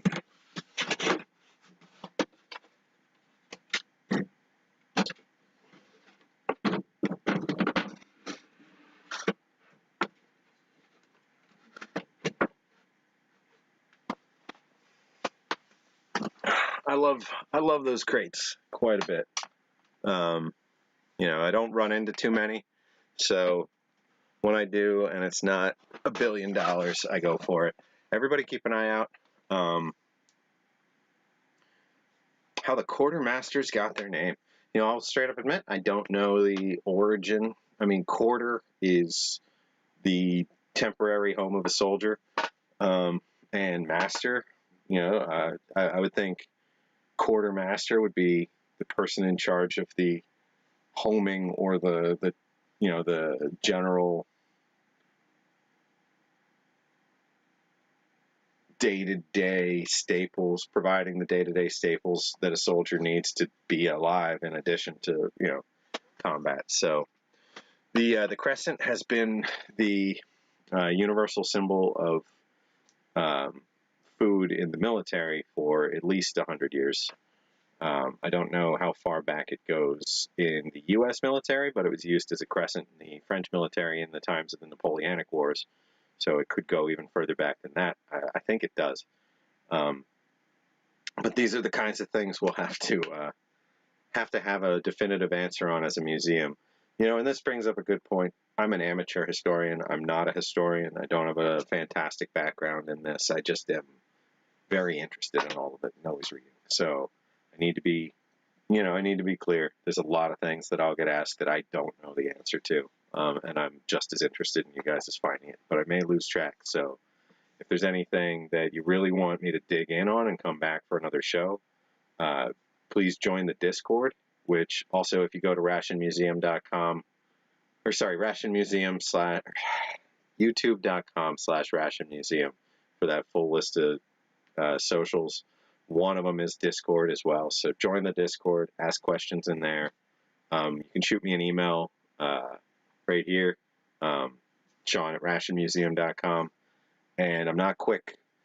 I'm not fast at turning emails around, but I do want to start having kind of like an ask the museum segment, so that before the show, if I don't know, I can do a little more research and help fill in the gaps. I have, I was going to say I have a stack of Army food books that high, but it's literally like floor to the entire ceiling in terms of the Army food books. So there's a lot to look through, and some of it's, some of it's pretty in depth on the origins. Like there's a great book I really want to just sit down and read beginning to end. That's just called Chow. But civilian, yeah. So the Crescent isn't purely military by any means. If you buy long-term storage food from like Mountain House, or if you you ran into any survival food from the Cold War era, like anything packed by the Continental Can Company for use in a fallout shelter, whether it's in your own home or in a school or a church, it's going to have the Crescent on it, almost certainly. I've got a bunch of those right over here. I'd have to pull cameras and walk around wires to get there, though. So take my word for it for the moment.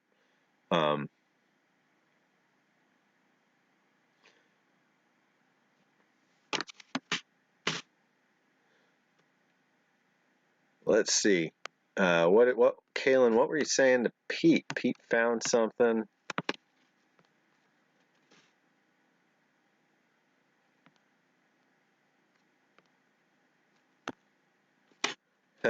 Yeah,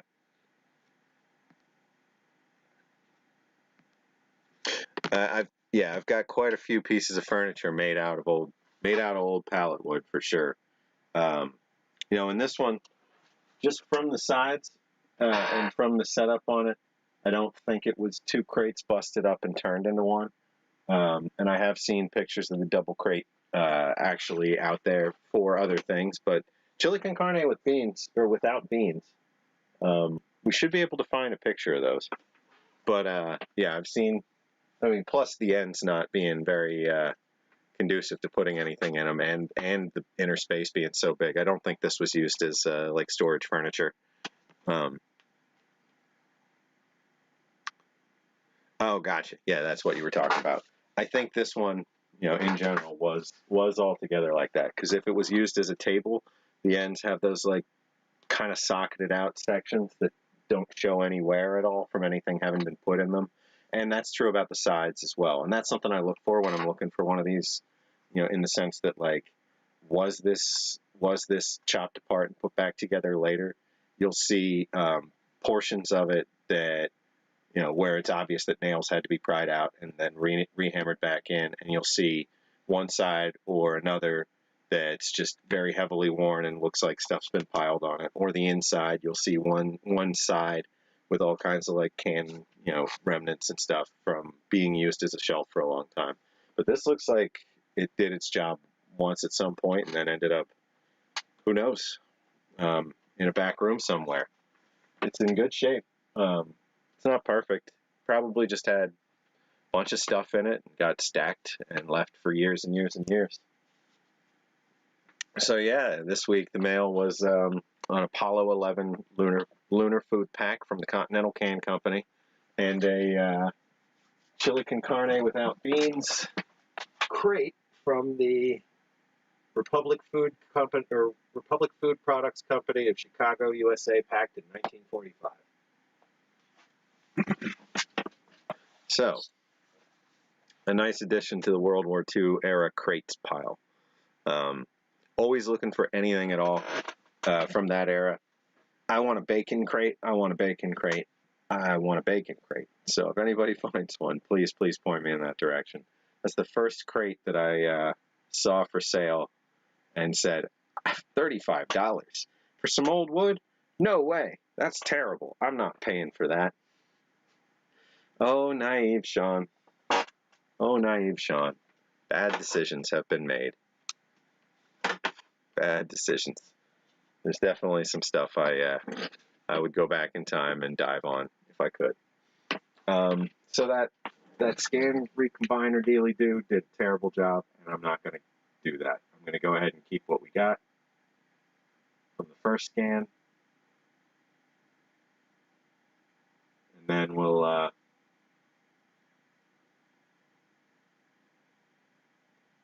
scan another.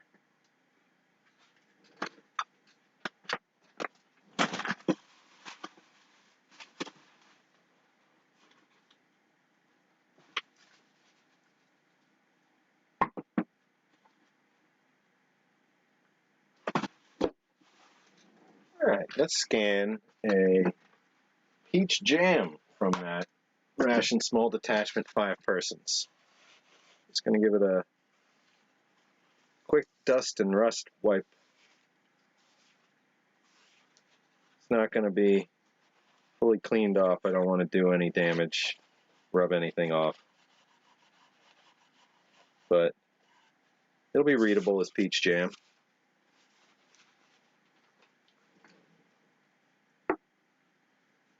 This one's by Bomber Foods in Nolens. Good old New Orleans.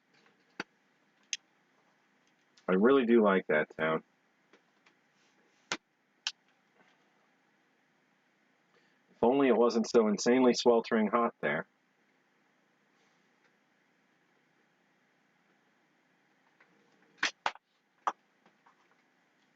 Alright, so we'll switch cameras around again. There we go. And let's get this a little closer to the action.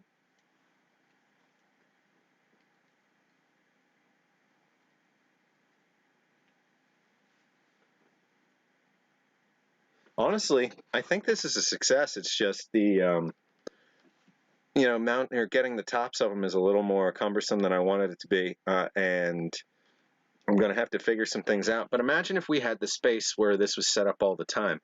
I could have a rig that has a curved arm and a camera mounting point that I just slide along that arm up around this sphere, or up around like the bubble, so that we could pull it in and out and move it up and along this arm to the point where you get up on top of things looking down, and you can get some good scans. I also want to try other software. Like this is making good, clean scans without a ton of effort on my side.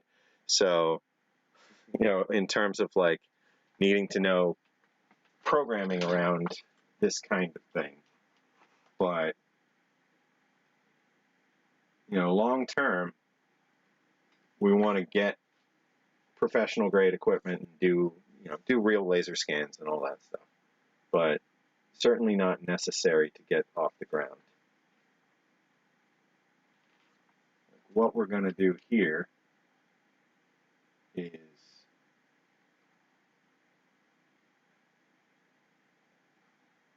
something to be proud of as it is. So we'll get this out there. We'll get kind of like, hey, I want to have it so that you can walk into this virtual exhibit and say, imagine if this was real, or even not. Imagine, just enjoy what we have here and start looking through it. And if people like that, we'll do a better quality version. If nobody likes it, well, then we put a lot of effort in for, or we put not as much effort in as we would have had to if we were doing something much more complicated. So I don't know. I'm sure I'm just rambling, but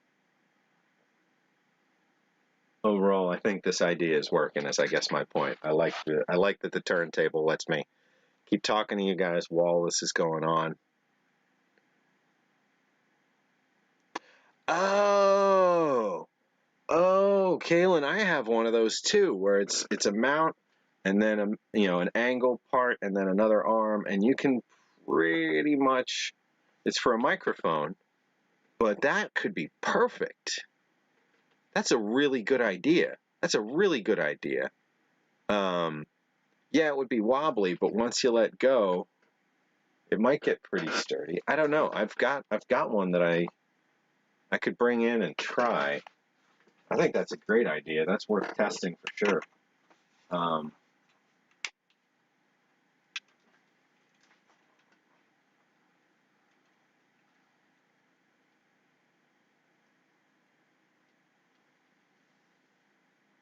Yeah, I definitely think that's worth testing in our homemade photogrammetry experiment in the future, where we all live now.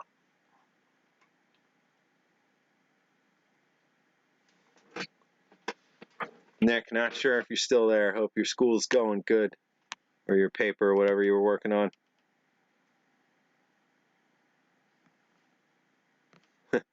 Smokey, thanks for staying on top, everybody. Yeah, hit that thumbs up if you can. When did they start making the UGR is a question from Fordman. So the 5-in-1s weren't the last group ration before the UGR. The T18s predate the UGR by a little bit, but not by too much. And they're just the tray rations. Well, where do I have some of those? Oh, okay, they're boxed. I won't pull them out right now, but the UGR, I think the first real inklings of it were 80s or 90s. The actual like unitized group ration, I think, was early 2000s or late 90s. But like the UGRA, UGRB, UGRE, I'd have to check. You can check the operational rations manuals, and you can see out with the old, in with the new sections in those year by year, and you can get a solid spot around where they popped up. So you go guide by guide, and it's like, oh, hey, it's not in the 1995 edition, but it is in the 1999 edition. And I would like to, over time, fill in the gaps in my operational rations guide collection there, just to see.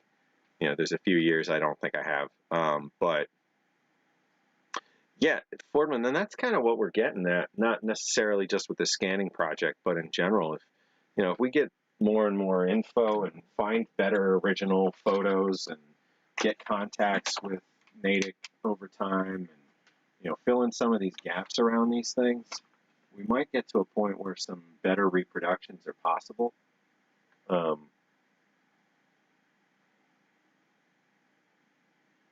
Now, I did find somebody who's doing some of this kind of scanning already, or who's making 3D rations, actually. I don't think he's scanning them. I think he's scanning labels or recreating labels and then making the models pretty painstakingly, but he has a handful, and they're really good, and I need to talk to him and see if, what his source material's been. Some of them are just wrong, so it's not like he has a perfect he has access to some perfect source material, but the ones that aren't wrong are very, very clear and look like they were scanned from real cardboard. So I do want to see what he's doing,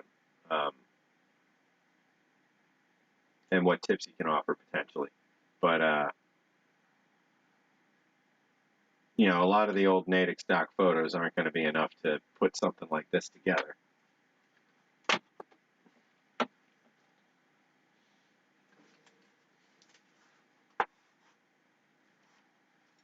All right, so we've got another model crunching here. See, it's doing that. Thinks it's got a peak thing. Looks like a little hut at first. Yeah, Kaylin brings up a good point. Go to mreinfo.com for like a good general year by year menus and meals thing. I don't know that there's a section on, or a very super detailed section on the UGRs, but it's been a while since I've looked, so it's possible.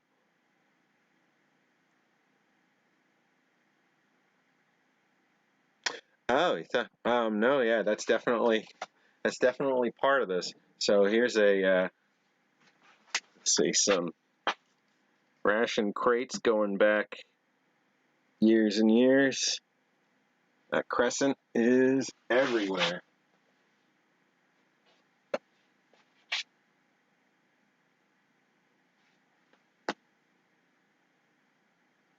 Crescent is definitely a ubiquitous part of all these.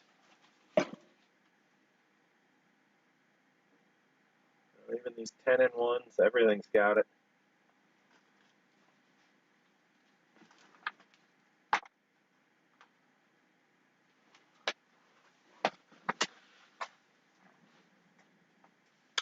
Winding down. We'll see how this scan goes, and then might try and do one more, go a few minutes past 7 on this.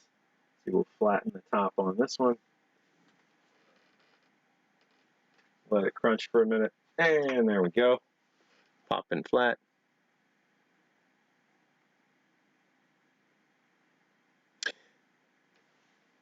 Yeah, that's a good point. The club is still on some of the 90s stuff that I've got. And that was always the case with the British, the ORP stuff.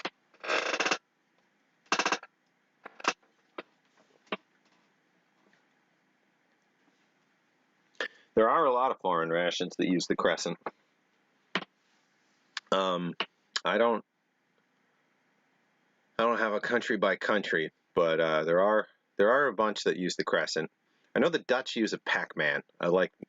Use something that I think looks like a Pac-Man, like a 75% pie chart.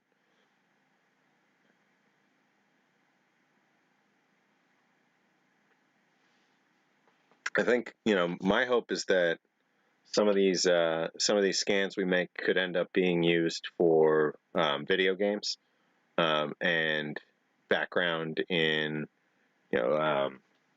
historic recreations and stuff for use in TV programs or movies. If they were doing something that would involve an area where there would be rations, just to have that as an asset they could use. Yeah, Robert, I'd be interested. Shoot me an email at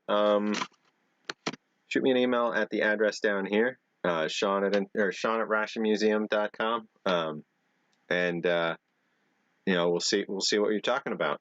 I've definitely always looking for more empty cases, trying to cover more years, looking for more styles. So if you check out Instagram.com/Ration Museum, I posted yesterday 4 varieties of sea ration cases that I have in the collection right now.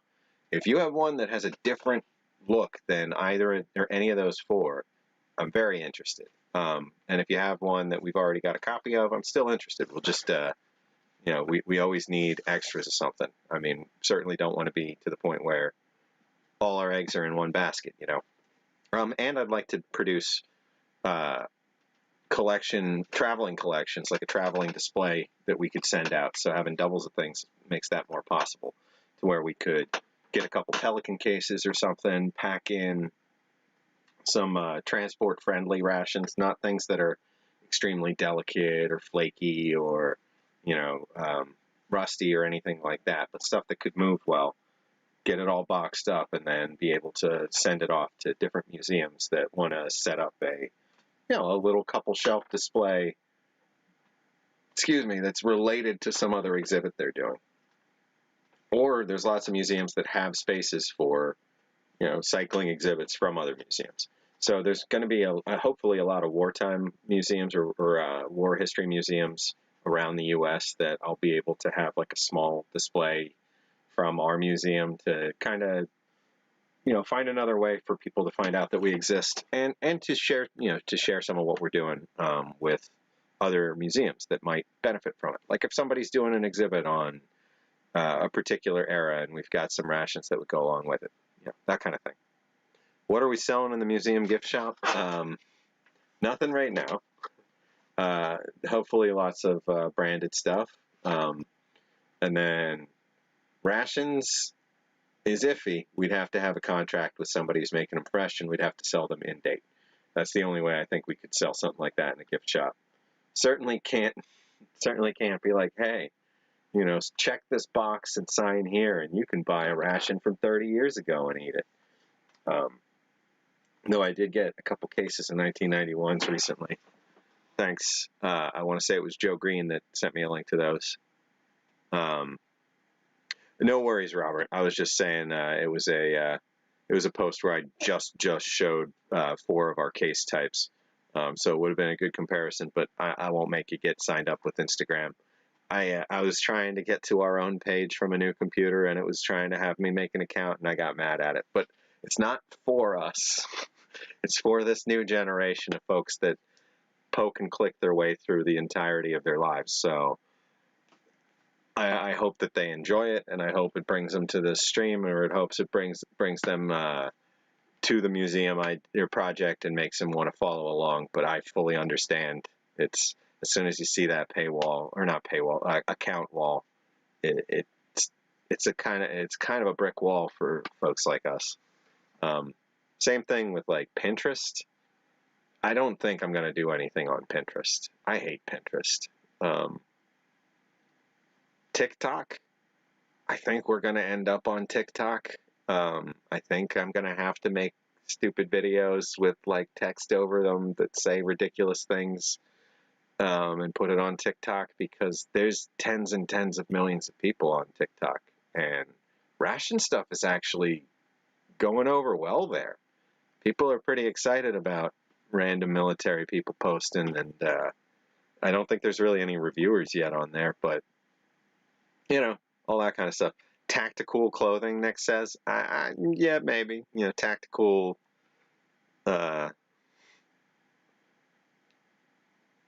What would chefs in the military wear? No, I'm just spitballing.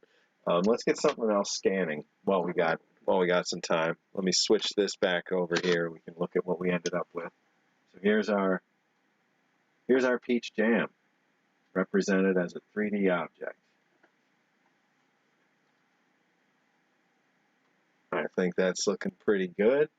We got C. Baumer Food, New Orleans. It's very clear. I mean, the bottom is just a dead space. We got all the little chips and stuff on it, but I think it looks just like its namesake. And it's got the same rust on top as it should.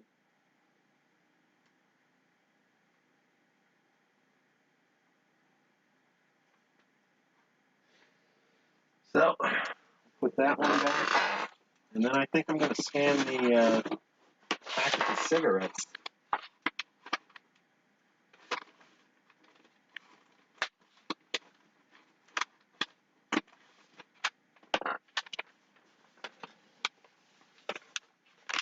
Yeah, and this, I always thought there was a hole in this, but there is not. This is still fully sealed. These are fine. That's the scary part of it. I mean, this one pack, I don't even want to know. Like, you guys have been seeing some of the stuff that's been selling lately on eBay.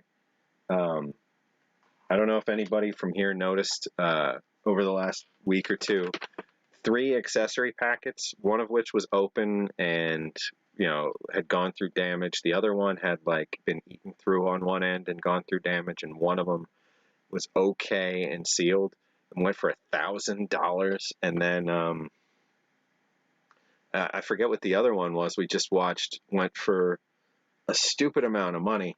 Now, can you imagine in that climate what this what this is gonna go? What this would go for? This is 5 entire packs, 20 packs, not the 4 packs, not the 6 packs. 5 entire packs of cigarettes in a completely sealed envelope, all the way around, from World War II. So I don't know which 5, and I'm not going to find out, almost certainly, because at least for now, I don't plan on opening this.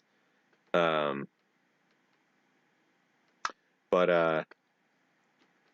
I mean, if people are willing to throw $1,000 at 3 of the like 9 packs, is I think what's in those is the 9 packs, the 3x3 little brick.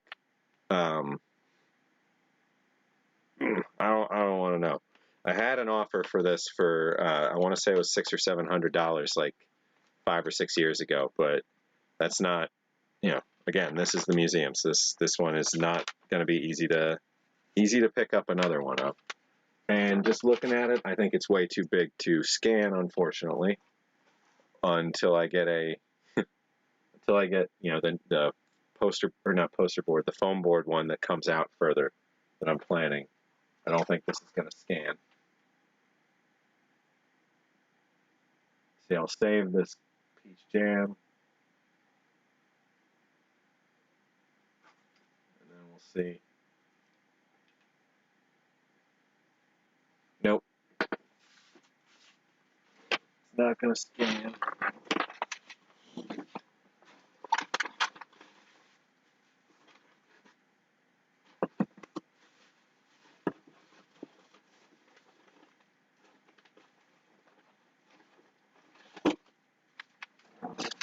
Maybe these jelly bars. 5 jelly bars.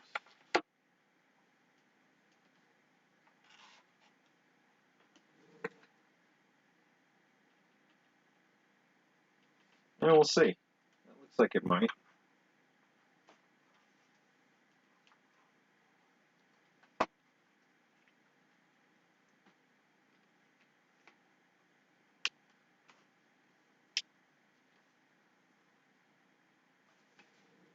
All right. Get that scanning.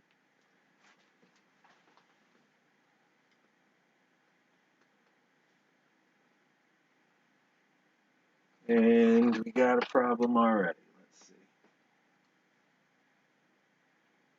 Doesn't know what to do about most of it.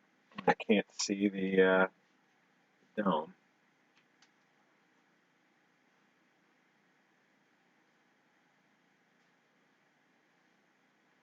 All right, we'll see what happens when it rotates back around.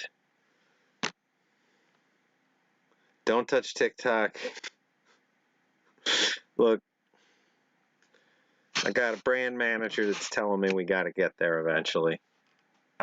It's not for us, man. It's not for us. I understand. But if it brings people into the museum, you know, it brings people in. I don't wanna pretend that, you know, there's some age cutoff. Well, I mean, obviously we want, you know, we're not like, well, I mean, I don't know. I mean, like, there's definitely going to be stuff for kids with the museum. There's going to be a lot of cool stuff for kids to learn. But, you know, I get it. TikTok is a whole different beast. Do they still make the jelly bars? No, but no, I don't think there's anything really too close right now.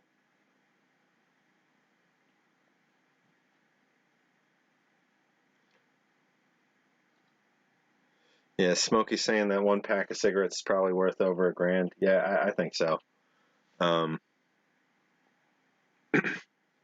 know, and it's a shame too. Is right now with the way everything's going, if that were to sell for $1,000 or something, it would be torn open, and someone would be smoking them, passing them out, smoking them. And I'm not like opposed to that happening with some of these, but there are some that, I mean,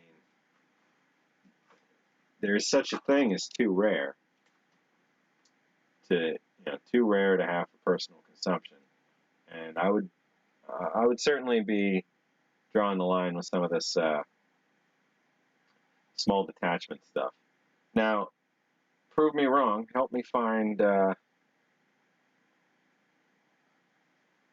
on, just you want to figure out this one side.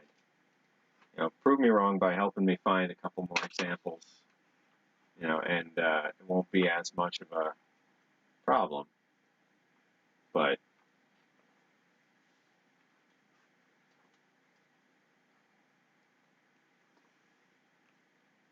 at least for me, I'm not going to be one of the ones that contributes to the disappearance of all these cigarettes anymore, at least. I don't know, Corey. There's definitely a lot of military folk on it, but it is Chinese too, is the other thing. So I don't know. Want a jelly bar? Get an RCIR. Oh, that's a good point, Kaylin. The French rations do have something pretty similar, and the nougat bars and all that kind of stuff.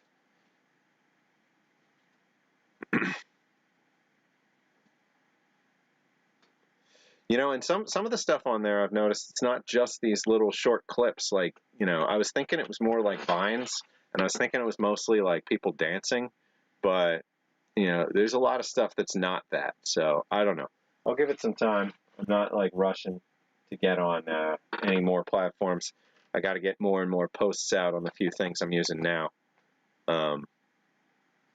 Yeah, Kalen, I hope your French rats get in without being messed with too.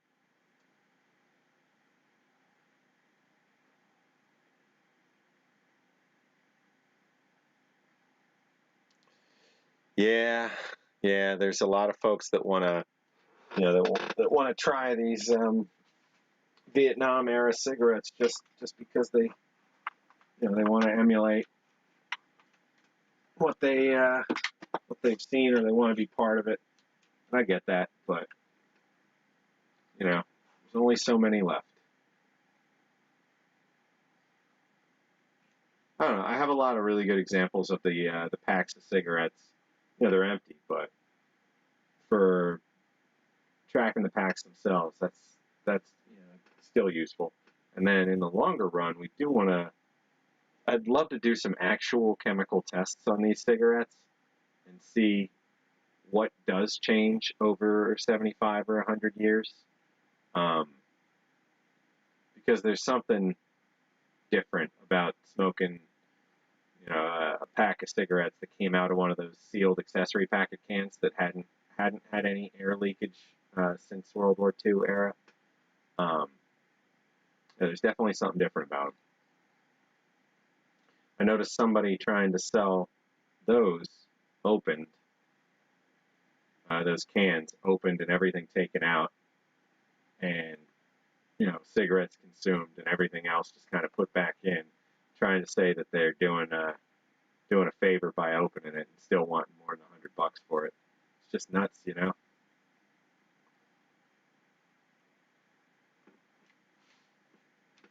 I just realized you guys probably can't see this anymore, so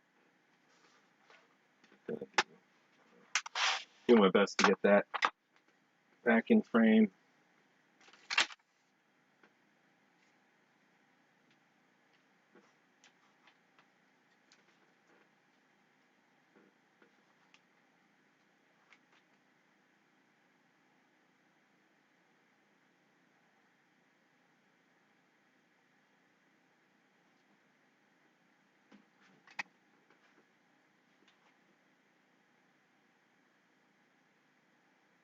Can I get over there without? Yeah. See, when you cover too much of the pattern, it gets really hard to scan the thing. So I am going to just need to get these made up on some heavier material so that they don't bend and they can be wider than this platform. But this was definitely a great start.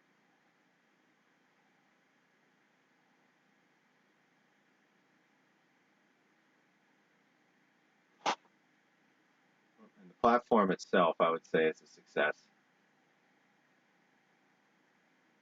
Speed-wise, it's just about where I want it.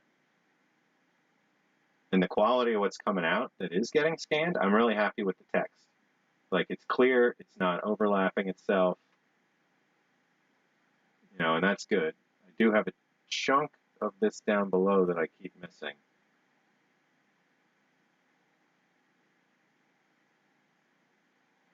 But once I get the top of this and then I go down and get the bottom, we'll call that good for now. And then it should make the back of this whole image out of just manila. So we'll see.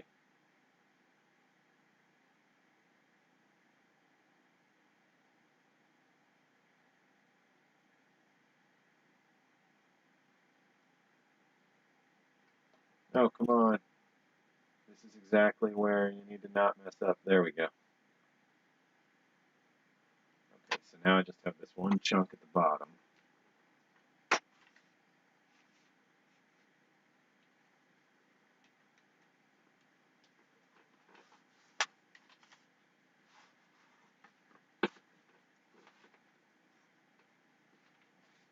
All right, we'll see. So it's just got to come around, catch this little chunk.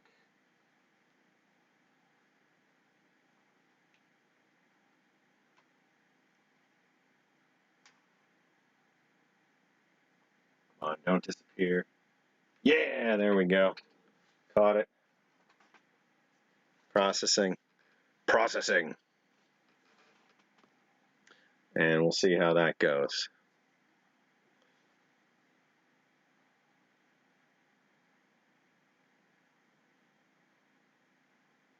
Plain white box smokes. Yeah, there's a lot of those. They were neat. So the plain white ones could be just about anything. Benson and Hedges made a lot of the white, white box ones. Cools came in a white box. Often the Marlboros even had a white box variant. I don't think I have it handy, but I have a box where got a brick of about that many side-by-side packs of the cigarettes, mostly Marlboro and Camel, some Lucky Strikes, some Chesterfields, some Benson and Hedges, some Raleighs, some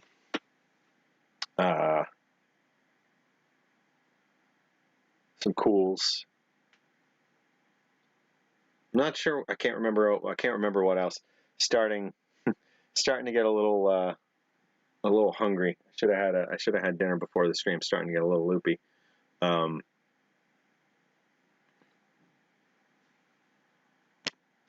Before the Brit YouTuber died, he was doing his own K-Ration repros. Who was that? Who died? That's a shame. Always a shame when somebody in the community dies. I think of T. Hogan as Todd Hogan, something like that, for some of the best World War II repos. Salem's maybe. USA Gold's maybe. I'd have to double check what's in there. So let's see how this, we're at 84%. It's got a pretty awkward shape, but let's see what ends up happening once it's done processing there. Let's see. I'll have another quick snack on stream brought to you by JW Speaker MRA. We'll have a couple of these Haribo Gold Bears he sent me.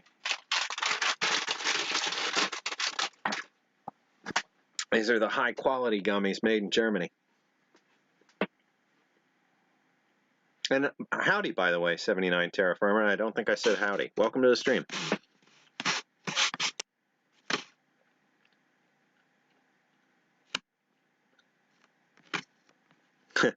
Internet Chernobyl, Corey says about TikTok.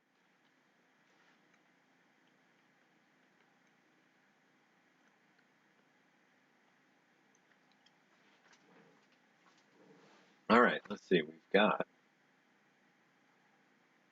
It's tented, so I'm going to say let's flatten it. See what happens.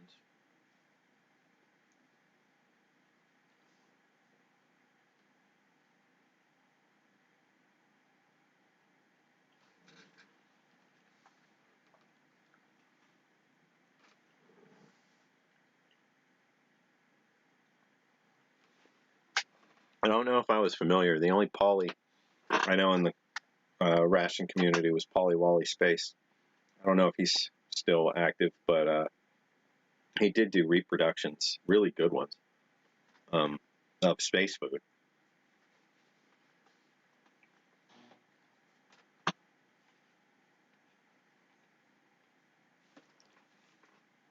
This is going to end up looking a little weird, I think, this model.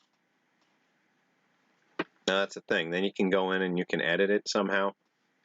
And that's what I'm going to need to learn. So that you can go in and like smooth out some spots that just end up weird in the model. Overall, though, I think the key is just going to be a much bigger, much flatter one of these mats. And I think we're going to get some really good scans. Overall, the way we had it set up here, the color and lighting is great. Like, I don't need anything much more complicated than this. I think I'm going to do more scans next week. I'm going to get some foam board backed plates made between now and then. And, we'll be able to just jump right into some more scanning, where the idea is if there's a lot of this grid material around what you're scanning, like left over around it, and like here, it's all bubbly because it's paper and it's bubbling up, and that had an ill effect on all this. So the idea is that if you've got more of that around it and it's 100% rigid and flat, then I should be able to get a really solid scan. But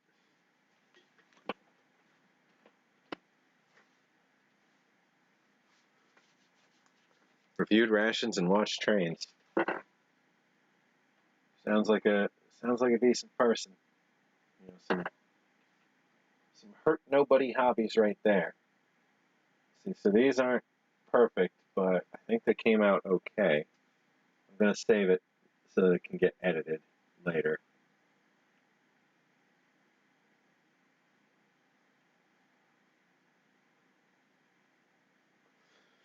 All right, got some scanning done.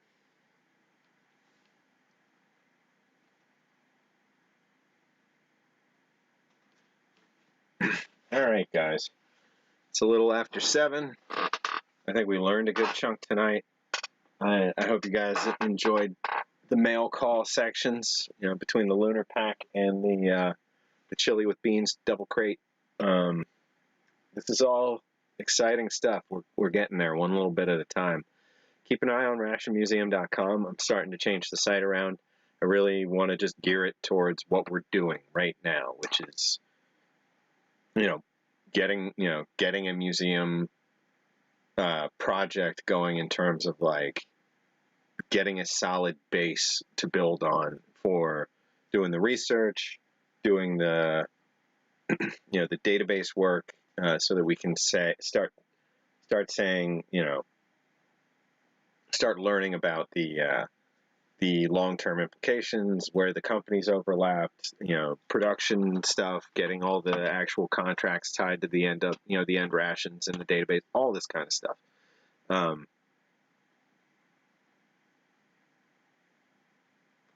Oh, what's going on? Paulie said something about rations being that doesn't sound good. I hope it didn't actually have anything to do with it. Either way, just wanted to thank everybody again for coming out to another Ration Museum project stream. Number 33. Woo! Almost a year. We got another 20-ish, and we've got a whole year going here. So just gonna keep on plugging away. Gonna keep making progress, and I hope to see some of you guys in Philly in the next year or two. We'll have a get together. We'll get some. We'll get some folks interested in rations. That's the goal, right? So, again, it's starting to get a little loopy. I'll take this as the point to call it. Thanks again, everybody, for coming out. Always such a great time talking with you. And I'll be back again next week at 5. So we'll be in here. We'll be doing some scanning. And if I start earlier, I'll let you know. But just keep an eye out for the the Twitter, the Instagram, the whatever, the updates, and I will see you all here again in a week. So until then, stay rational.